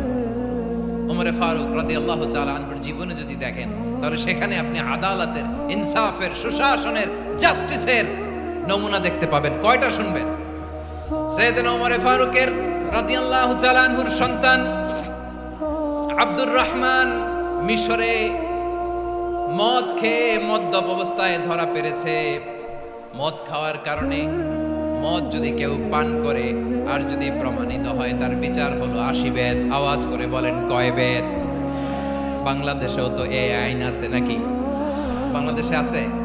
হ্যাঁ, মদ খাইলে ৮০ বেত, এই আইন বাংলাদেশে চালু হোক। আমরা চাই কি চাই না? চাই সবাই। এজন্যই তো ইসলাম ভাল লাগে না। ইসলামকে ভাল লাগে না। ইসলামকে আউট করে রাখতে পারলেই তো এরকম বড় বড় বোতল খাওয়া যায়। একেবারে সহজ, পানির মতো সহজ, হিসাব একেবারে সহজ। ওমর ফারুক রাদিয়াল্লাহু তাআলা আনহুর ছেলে ভুল করে মদ পান করে ফেলেছিলেন। আব্দুর রহমান, ঘটনা ঘটেছে মিশরে। মিশরের গভর্নর তখন আমর ইবনে আস রাদিয়াল্লাহু তাআলা আনহু। আব্দুর রহমানের ভাই যে গভর্নরকে বলল, গভর্নর যদি একটু দয়া করেন, খলিফার ছেলে আমার ভাই আব্দুর রহমান মদ্যপ অবস্থায় ধরা পড়েছে, জনসম্মুখে যদি আপনি বেত্রাঘাত করেন আমাদের প্রেস্টিজ থাকে না। যদি ৮০ বেত আপনি মারেন আমার কোনো কথা নাই, কিন্তু ঘরের ভেতরে মারেন। আব্দুর রহমানের ভাইয়ের সুপারিশ শুনে সাইয়েদনা আমর ইবনে আস রাদিয়াল্লাহু তাআলা আনহু রাজি হয়ে গেলেন। ঘরের ভেতরে লোক চক্ষুর আড়ালে ৮০ বেত তিনি মানলেন। কিন্তু ঘটনাক্রমে এই কথা লুকিয়ে লুকিয়ে ঘরের ভেতরে ৮০ বেত মারার কথা সাইয়েদনা ওমর ফারুক মদিনা থেকে জানতে পারলেন। মদিনা থেকে তিনি ফরমান জারি করলেন, এই বিচার যেমনটি আমর ইবনে আস আদায় করেছে এটা প্রকৃতপক্ষে আদায় হয় নাই। আসো সবাই মদিনায় আসো, আমর ইবনে আস মদিনায় আসো, আব্দুর রহমানও আসো, সবাই আসো, জনসম্মুখে এই বিচার কার্যকর করতে হবে। সাইয়েদনা ওমর ফারুক মসজিদে নববীর পিলারের মধ্যে নিজের ছেলেকে বাঁধলেন, আবার জনসম্মুখে ৮০টা বেত তার গায়ের মধ্যে মারলেন। মাজমুয়ে ফাতাওয়া ইবনে তাইমিয়া রাহিমাহুল্লাহ উনি এটা নকল করেছেন। এটা সবচেয়ে বিশুদ্ধ মত। আর অনেক মত আছে, মারা গেছে কবরের উপর, ওগুলো বাদে দিলাম। কেমন খলিফা ছিলেন, কেমন খলিফা! পশ্চিমারা তোমরা জাস্টিস আমাদেরকে শেখাও, ইনসাফ কারে বলে সুশাসন আমাদেরকে তোমরা শিখাও। ওমর ফারুক রাদিয়াল্লাহু তাআলা ওই বিচারকে তিনি ধর্তব্য মনে করেন নাই। মদিনাতে এনে আবার জনসম্মুখে আবার ৮০ বেত মেরেছেন। মিশরে ওমর ফারুক রাদিয়াল্লাহু তাআলা আমর ইবনে আসকে গভর্নর করে পাঠালেন। সেখানে আমর ইবনে আসের ছেলে একটা প্রতিযোগিতায় রানার আপ হয়েছে। এক মিশরি সেখানে চ্যাম্পিয়ন হয়েছে। রানার আপ বুঝতে পেরেছেন তো? রানার আপ সেকেন্ড হয়েছে, এক মিশরি হয়েছে চ্যাম্পিয়ন প্রথম। কিন্তু গভর্নরের ছেলে ও জিততে পারে নাই। ও রাগে ওই মিশরির গায়ের মধ্যে কয়েকটা লাঠি দিয়ে বাড়ি মেরেছে। মিশরি যে মদিনাতে ওমর ফারুকের কাছে বিচার দিলেন, আপনার গভর্নরের ছেলে অন্যায়ভাবে আমার গায়ে হাত তুলেছে। সাইয়েদনা ওমর ফারুক আবার ফরমান জারি করলেন, আসো মদিনাতে আসো। মিশরীকে ডাকলেন। ওই মিশরের গভর্নর আমর ইবনে আস রাদিয়াল্লাহু তাআলা আনহুকে ডাকলেন, তার ছেলেকেও ডাকলেন। সবাই বসে রইল। আমর ইবনে আস রাদিয়াল্লাহু তাআলা আনহু মাথা নিচু করে বসে আছেন, লজ্জায় কাচুমাচু। হায় হায়, আজকে আমার ছেলের কারণে আমিরুল মুমিনিন খলিফাতুল মুসলিমিন ওমর ফারুকের কাছে আমি জনসম্মুখে লজ্জিত হচ্ছি। সাইয়েদনা ওমর ফারুক বললেন, এই নাও লাঠি। গভর্নরের ছেলে তোমার মাথার মধ্যে যতগুলো বাড়ি মেরেছে, আজকে জনসম্মুখে তুমি অতগুলা বাড়ি মারো। মিশরি বলে, থাক, আপনি যে ডেকে আনছেন সবার সামনে এটা বলছেন, এতেই আমি খুশি। আল্লাহু আকবার! আপনার মহানুভবতা দেখে আমি খুশি, আর অপমানের দরকার নাই। ওমর ফারুক বলে, না, খবরদার, এই কথা মিশরি তুমি বলো না, মারো, যতগুলা বাড়ি মেরেছে মারো। বাধ্য হয়ে মিশরি আমর ইবনে আসের সামনে ওনার কলিজার টুকরা সন্তানের মাথার মধ্যে বাড়ি মারতে আরম্ভ করলেন। ঠিক যতগুলা বাড়ি গভর্নরের ছেলে আমর ইবনে আসের ছেলে মিশরির গায়ে মেরেছিল, মাথায় মেরেছিল, মিশরি গুনে গুনে ততটা মারলেন। এই দৃশ্য দেখে ওমর ফারুক রেগে মেগে আগুন, রাগের চোটে রাগ সামলাতে না পেরে আর নিজেকে সামলাতে না পেরে মিশরীরে বললেন, ছেলেরে মারা শেষ হয়ে গেলে এবার বাবার টাক মাথার মধ্যে কয়েকটা বাড়ি মার। রাগের চোটে আউট অফ অ্যাঙ্গার, রাগের চোটে, যে আমার পাঠানো গভর্নর আমর ইবনুল আস তার ছেলেকে কেন আদব তারবিয়া কেন শিক্ষা দিতে পারে না। ছেলেরে মারা হইলে এবার আমর ইবনুল আসের মাথার মধ্যে দুইটা মারো, এটা রাগে বলেছেন, এটা শাস্তি হিসেবে না। সুবহানাল্লাহ পড়ে। তোমরা আমাদেরকে সুশাসন শিখাও, আমাদেরকে সুশাসন শিখাও। বিশ্বনবী বলেন আদল এটা যেন তেন বিষয় না, এটা দিয়েই মানবিক সমাজ গড়তে হবে।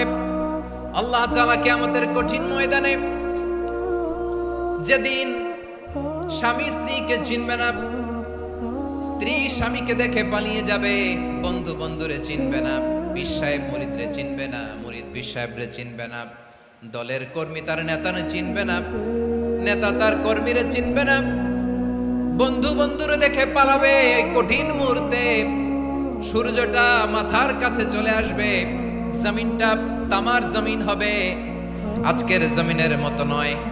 মানুষ ঘর্মাক্ত, ক্লান্ত, শ্রান্ত মাথার মগজগুলো কানের ছিদ্র আর নাকের ছিদ্র দিয়ে বেয়ে বেয়ে পড়বে। বিশ্বনবী ফরমান কিয়ামতের ওই কঠিন ময়দানে 7 শ্রেণীর ব্যক্তিকে রব্বুল আলামিন তার আরশের নিচে ছায়া দিবেন। তার মধ্যে প্রথম শ্রেণীর ব্যক্তি হলো ইমামুন আদিল। ইমামুন আদিল, ন্যায়পরায়ণ শাসক, যে ইনসাফের সাথে বিচার করে, যে জাস্টিস সমাজে সার্ভ করে, যে সুশাসন নিশ্চিত করে, ওই ইমামুন আদিল। আদিল শব্দটা বুঝছেন না? ইন্নাল্লাহা ইয়া'মুরু বিল আদল, পাইছেন? আদিল। 7 শ্রেণীর ব্যক্তিকে আল্লাহ তাআলা সুশীতল আরশের নিচে ছায়া দিবেন, যেদিন তার দেয়া ছায়া ছাড়া কোনো ছায়া থাকবে না। এর প্রথম হচ্ছে ইমামুন আদিল, ন্যায়পরায়ণ শাসক। চিল্লায় বলেন সুবহানাল্লাহ। আবার বিশ্বনবী বললেন ইন্নাল মুকসিতিনা ইনদাল্লাহি আলা মানাবির মিন নূর আন ইয়ামিনির রহমান। কিয়ামতের দিন যারা ন্যায়পরায়ণ হিসেবে আল্লাহর সামনে দাঁড়াবে, কিয়ামতের দিন রব্বুল আলামিন তার আরশের ডান দিকে ওই ন্যায়পরায়ণ লোকদের জন্য আরশের ডান দিকে একটা নূরের মিম্বারে তাদেরকে বসার সুযোগ করে দিবে। আল্লাহর আরশের ডান দিকে ন্যায়পরায়ণ লোকদের জন্য আল্লাহ তাআলা নূরের মিম্বার বানাবে। চারটেখানি কথা মনে করেছেন? আল আদাল, জাস্টিস। ইন্নাল্লাহা ইয়া'মুরু বিল আদল। আল্লাহ তাআলা এই আদালতের নির্দেশনা দেয়, সুবিচার, সুশাসন। প্রিয় ভাইয়েরা, এটা আমরা বাংলাদেশে চাই কি চাই না? এই যে অরাজকতা, এই যে অন্যায়, এই যে জুলুম, এই যে ইনকনসিস্টেন্সি, সমাজের অসঙ্গতির প্রধান কারণ জাস্টিস নাই, সুবিচার নাই, সুশাসন নাই। শেষবারের মতো আওয়াজ করে বলেন তো, আমরা বাংলাদেশে আদল চাই কি চাই না?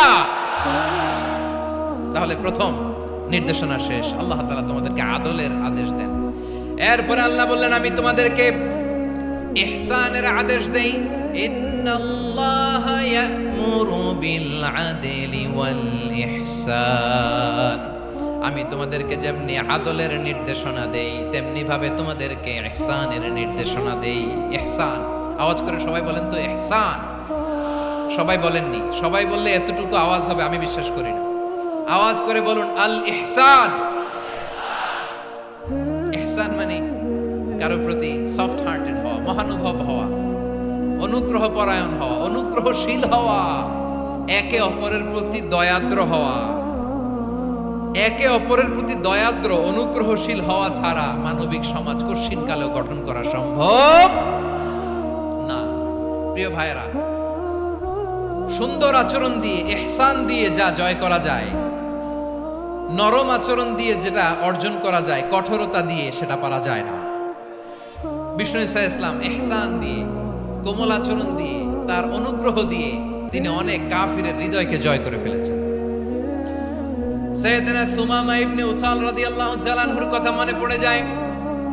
তিনি ছিলেন ইয়ামামার বাদশা। মদিনাতে বিশ্বনবীকে হত্যা করার নিয়তে এসেছিলেন। গোপনে গোপনে বিশ্বনবীকে হত্যা করে আবার ইয়ামামাতে তিনি ফিরে যাবেন। কিন্তু কি অবাক করা কাণ্ড, হত্যা করতে পারে নাই, সাহাবাদের হাতে তিনি ধরা পড়ে গেলেন। সাইয়েদনা সুমামা ইবনে উসাল রাদিয়াল্লাহু তাআলা আনহু হত্যার নিয়তে আসলেন, কিন্তু হত্যা করতে পারলেন না। সাহাবারা ওনাকে ধরে ফেললেন, ধরে মসজিদে নববীর পিলারের মধ্যে বেঁধে রাখলেন। সুমামা ইবনে উসাল, সিরাত থেকে শুনেন, সিরাত থেকে শোনাচ্ছি। রাদিয়াল্লাহু তাআলা ইয়ামামার অধিপতি ছিলেন। ইয়ামামা বিশ্বনবীকে হত্যার জন্য আসছেন, ধরা পড়ে গেছেন, এখন মসজিদে নববীতে বেঁধে রাখছে, তার মানে বন্দী। এখন স্ট্যাটাস কি? বন্দী, ক্যাপটিভ। বিষ্ণু ইসলাম সাহাবাদেরকে বললেন তার খোঁজ খবর নিও, সুমামা ইবনে উসালের খোঁজ খবর নিও। সাহাবার বলেন ইয়া রাসূলুল্লাহ, আপনাকে হত্যা করতে এসেছে, তার তো কঠিন ক্যাপিটাল পানিশমেন্ট হওয়া দরকার, কঠিন শাস্তি হওয়া দরকার। বিশ্বনবী বললেন না, আমি যেটা জানি তোমরা সেটা জানো না, তোমরা সুমামার সাথে ভালো আচরণ করো। বিশ্বনবী সুমামার কাছে গেলেন। প্রথম দিন যে তিনি কালেমার দাওয়াত দিলেন, ইমানের দাওয়াত দিলেন, ইসলামের দাওয়াত দিলেন, রিসালাতের দাওয়াত দিলেন, আখিরাতের দাওয়াত দিলেন। পরের দিন যে বিশ্বনবী সালাতের দাওয়াত দিলেন, যাকাতের দাওয়াত দিলেন, ইসলাম কি, কিভাবে, কেমন করে পালন করতে হয় চমৎকার আর্টিকুলেট করতে শুরু করলেন। তন্ময় হয়ে সুমামা ইবনে উসাল রাদিয়াল্লাহু তাআলা আনহু বিশ্বনবীর কথাগুলো শুনতে আরম্ভ করলো। একদিন নয়, 2 দিন নয়, টানা 3 দিন বিশ্বনবী সুমামার কাছে ইসলামকে প্রেজেন্ট করেছেন, উপস্থাপন করেছেন। আওয়াজ করে বলেন কয় দিন? 3 দিন। 3 দিন মসজিদে নববীতে বাধা। আর সাহাবীদেরকে বললেন তার খোঁজ খবর নিও, তোমরা যে রুটি বানাও এর মধ্যে সবচেয়ে ভালো আটার রুটিটা তারে দিও, সবচেয়ে রিফাইন্ড খেজুর, যেটা পিওর খেজুর, এটা তারে দিও। আর বিশ্বনবী নিজের ওট থেকে দুধ দহন করে ওনার বাড়ির এক কর্মচারীকে বলেছেন দুধ দহন করে সুমামার জন্য নিয়ে যেও। সুবহানাল্লাহ পড়বেন না? সবাই তো অবাক, ইয়ামামা থেকে আসছে নবীকে হত্যা করতে, বিশ্বনবী দেখে তারে জামাই আদর করে, তাকে মজার মজার খাবার দিও, দুধ দিও, আদর আপ্যায়ন করো। 1 দিন নয়, 2 দিন নয়, টানা 3 দিন বিশ্বনবী এভাবে সুমামার কাছে যে ইসলামকে প্রেজেন্ট করতে আরম্ভ করলেন, ইসলামকে উপস্থাপন করতে শুরু করলেন। আর তাকে চমৎকার এন্টারটেইনমেন্ট, আপ্যায়ন দিতে আরম্ভ করলেন। টানা 3 দিন যখন ইসলামের দ্য বিউটিজ অফ ইসলাম, ইসলামের সুমহান বাণী সৌন্দর্য উপস্থাপন শেষ, তাকে আপ্যায়ন শেষ, বিশ্বনবী বললেন সাহাবাদেরকে যাও এবার সুমামার হাতের পায়ের রশি দুটো খুলে দাও। সাহাবারা বললেন ইয়া রাসূলুল্লাহ, কি বলেন আপনি? ও তো হত্যাকারী, সুযোগ পায় নাই, আপনারে মারতে পারে নাই, ছেড়ে দিলে আবারও আপনার উপর তলোয়ার নিয়ে ঝাঁপিয়ে পড়বে। নবী, এই সিদ্ধান্ত আপনি নিতে যাবেন না। বিশ্বনবী বললেন যেটা বলেছি সেটা করো, সুমামার রশিগুলো ছেড়ে দাও, সুমামার হাতে পায়ের রশিগুলো যে তোমরা খুলে দাও। সাহাবারা তর্ক জুড়ে দিলেন, লা ইয়া রাসূলুল্লাহ, এমনটা করবেন না, তো ভয়ঙ্কর ভয়ঙ্কর খুনি, কি জানি কি হয়ে যায়। বিশ্বনবী বললেন না, তার হাতে পায়ের রশিগুলো খুলে দাও। সাহাবারা বিশ্বনবীর কথা মতো তার হাতে পায়ের রশিগুলো খুলে দিল। সুমামা মুহূর্তের মধ্যে মসজিদে নববী থেকে বের হয়ে ইয়ামামায় ফিরে না যে মসজিদে নববীর পাশে একটা খেজুর বাগান ছিল সেখানে চলে গেলেন। সেখানে একটা ছোট্ট কুয়া ছিল, কুয়ার পানি দিয়ে তিনি গোসল করলেন। সুবহানাল্লাহ পড়েন। কুয়ার পানি দিয়ে গোসল করে মসজিদে নববীর সামনে এসে বিশ্বনবী এবং সাহাবাদের সামনে দাঁড়িয়ে সাব্বাবা উঁচু করে বললেন, আশহাদু আল্লা ইলাহা ইল্লাল্লাহ ওয়া আশহাদু আন্না মুহাম্মাদান আবদুহু ওয়া রাসূলুহু। আল্লাহু আকবার। আমি সাক্ষ্য দিচ্ছি আল্লাহ ছাড়া কোনো ইলাহ নাই, আর মুহাম্মদ আল্লাহ তাআলার প্রেরিত বান্দা এবং রাসূল। প্রিয় ভাইয়েরা, ইহসান দিয়ে যা জয় করা যায়, কঠোরতা দিয়ে সেটা কঠিনকালেও জয় করা যায় না। আওয়াজ করে বলেন ঠিক কি না? এবার সুমামা দাঁড়িয়ে বলে, ওগো নবী, আমি তো কালিমা পড়ে মুসলমান হয়ে গেলাম, এবার শোনেন, এই মুহূর্তের আগে আপনার চেহারার চাইতে নিকৃষ্ট কোনো চেহারা আমার কাছে ছিল না, কিন্তু শাহাদা পাঠ করার পরে আপনার চেহারার চাইতে উত্তম শ্রেষ্ঠ কোনো চেহারা আমার কাছে আর নাই। ও নবী, আজকের দিনের আগে ইসলাম ধর্মের চেয়ে নিকৃষ্ট অপছন্দনীয় কোনো ধর্ম আমার কাছে ছিল না, কিন্তু এই মুহূর্ত থেকে ইসলামের চেয়ে সেরা শ্রেষ্ঠ পছন্দনীয় কোনো ধর্ম আমার কাছে নাই। নবী গো, আজকের দিনের আগে মদিনার চাইতে অপছন্দনীয় নিকৃষ্ট কোনো শহর আমার কাছে ছিল না, কিন্তু এই মুহূর্তের পর থেকে মদিনার চাইতে কোনো শ্রেষ্ঠ শহর আমার জানা নাই। সে ছিল গমের বড় ডিলার, গম বেচত। কি বেচত? তার গম কিনে মক্কার লোকেরা রুটি খাইতো। সে ঘোষণা দিল, আজকে থেকে মক্কাবাসীদের জন্য সব গম আমি হারাম করে দিলাম, মক্কাবাসী এখন না খেয়ে মরে। সুবহানাল্লাহ পড়বেন না? মক্কাবাসী বিশ্বনবীর কাছে আসলেন, এসে বললেন, মুহাম্মদ, আমরা তো তোমার ভাই, তোমার চাচা, তোমার ভাতিজা, তোমার আত্মীয়, তুমি সুমামারে বলো সে যেন আবার গমের সাপ্লাই মক্কার জন্য অনুমতি দিয়ে দেয়। বিশ্বনবীর অনুমতি ক্রমে সুমামা আবার মক্কাতে গম পাঠাতে শুরু করলো। পড়েন সুবহানাল্লাহ।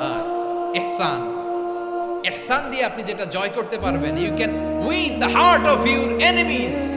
ইহসান দিয়ে আপনি আপনার শত্রুর হৃদয়কে জয় করতে পারবেন। আওয়াজ করে বলেন ঠিক কিনা?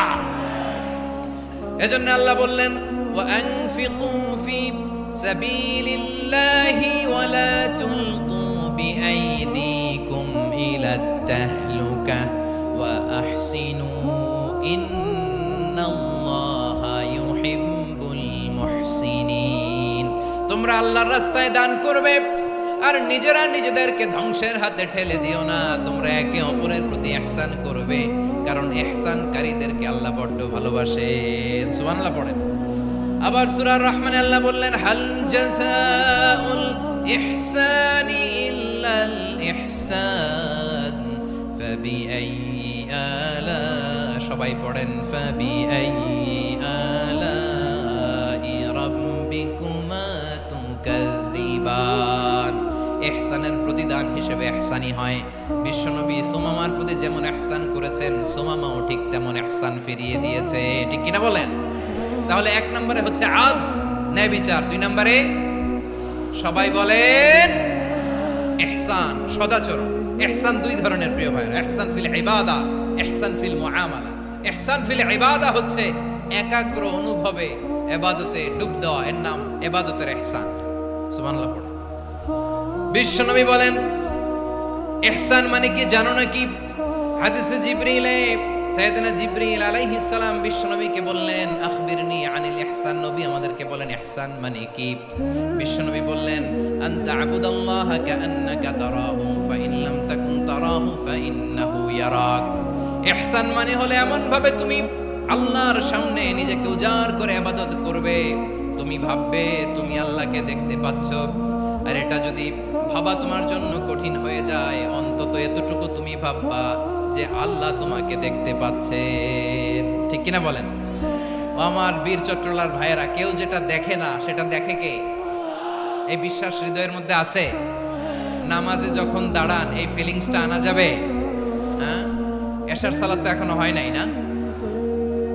আলোচনা শেষে এশার সালাত এখানে অনুষ্ঠিত হবে, তাই না? আচ্ছা বলুন তো, আমরা এশার সালাত পর্যন্ত বেঁচে থাকবো এই গ্যারান্টি আছে কার কার? হাত তোলেন। কয়েকজন হাত তুলছে পেছনে, না বুঝে তুলে ফেলছে। এশা পর্যন্ত যে আমরা হায়াত পাবো কোনো গ্যারান্টি আছে? সবাই আওয়াজ করে বলেন গ্যারান্টি আছে? গ্যারান্টি নাই। এজন্য বিষ্ণু ইসলাম বলেছে, এমন ভাবে নামাজে দাঁড়াও, ইবাদত করো, মনে করো হতে পারে এটাই আমার জীবনের শেষ নামাজ। Perform the salah as if this is your last and final prayer. এমন ভাবে সালাতে দাঁড়াও, ভাবো হতে পারে এটাই তোমার জীবনের শেষ নামাজ। এমন ভাবে নামাজে দাঁড়াও, ভাবো এটাই শেষ নামাজ। তাহলে নামাজে একাগ্রতা বাড়ায় দিবে কে? ফলে ইবাদতের ইহসান আমাদের অর্জিত হবে। আর মুআমালাতে ইহসান হলো, বিশ্বনবী বলেন, ইন্নাল্লাহা তাবারাকা ওয়া তাআলা কাতাবাল ইহসানা আলা কুল্লি শাই ফাইদা কাতালতুম ফাআহসিনুল কিতলা ওয়া ইদা যাবাহতুম ফাআহসিনুয যাবহা ওয়ালিউহিদ্দা আহাদুকুম শাফরাতাহু ওয়ালিউরিহ যাবিহাতাহু। ইহসান দুই ধরনের। আওয়াজ করে বলতে হবে কয় ধরনের? সবাই বলুন আওয়াজ করে, কয় ধরনের? একটা হচ্ছে ইহসান ফিল ইবাদা, ইবাদতে ইহসান। ইবাদতে ইহসান কি? একাগ্র অনুভব দিয়ে ইবাদত করা, মন প্রাণ দিয়ে ইবাদত করা। আর মুআমালাতে ইহসান কি? সব কাজে, দৈনন্দিন কাজে, কর্মে, সামাজিক অ্যাক্টিভিটিতে কোমলতা প্রদর্শন করা, অনুগ্রহের সাথে সবকিছু করা। আল্লাহ তাআলা ইন্নাল্লাহা তাবারাকা ওয়া তাআলা কাতাবাল ইহসানা আলা কুল্লি শাই, তিনি সব কিছুর ব্যাপারে ইহসানকে আবশ্যক করেছেন। সবকিছু, মুমিনের সব কাজে ইহসানের পরশ থাকবে। ওয়া ইদা কাতালতুম ফাহসিনুল কিতলা, বিষ্ণুই বলেন তুমি যখন কাউকে হত্যা করো ইহসানের সাথে করো। সুবহানাল্লাহ পড়বেন না?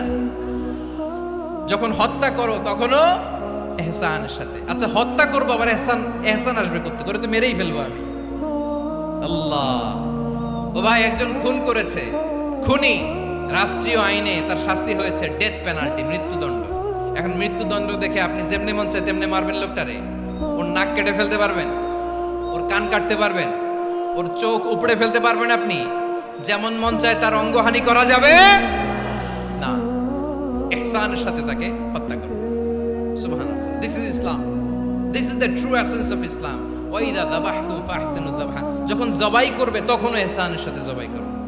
করব জবাই, ওইখানেও নাকি ইহসান। আচ্ছা, কুরবানির দিন আমরা পশুগুলোরে কি করি বলেন? সবাই আওয়াজ করে জবাই। জবাই মানে তো এটার মেরেই ফেলতেছি, একটু পরে তো টুকরো টুকরো করে এর গোশতগুলো খাবো, এটা তো খাবো, এটা তো মেরেই ফেলবে। বিষ্ণু বলে না, জবাইয়ের মধ্যেও মুমিনের জবের ভেতরেও ইহসানের পরশ থাকা চাই। যখন জবাই করবে প্রাণীটাকে হাত পা টাইট করে বেঁধে নাও, ছুরিটাকে শার্পেন করে নাও, ধারালো করে নাও, যাতে অল্প সময়ে জবাইটা হয়ে যায়, প্রাণীটা যাতে কম কষ্ট পায়। সুবহানাল্লাহ পড়ে। This is called Ihsan.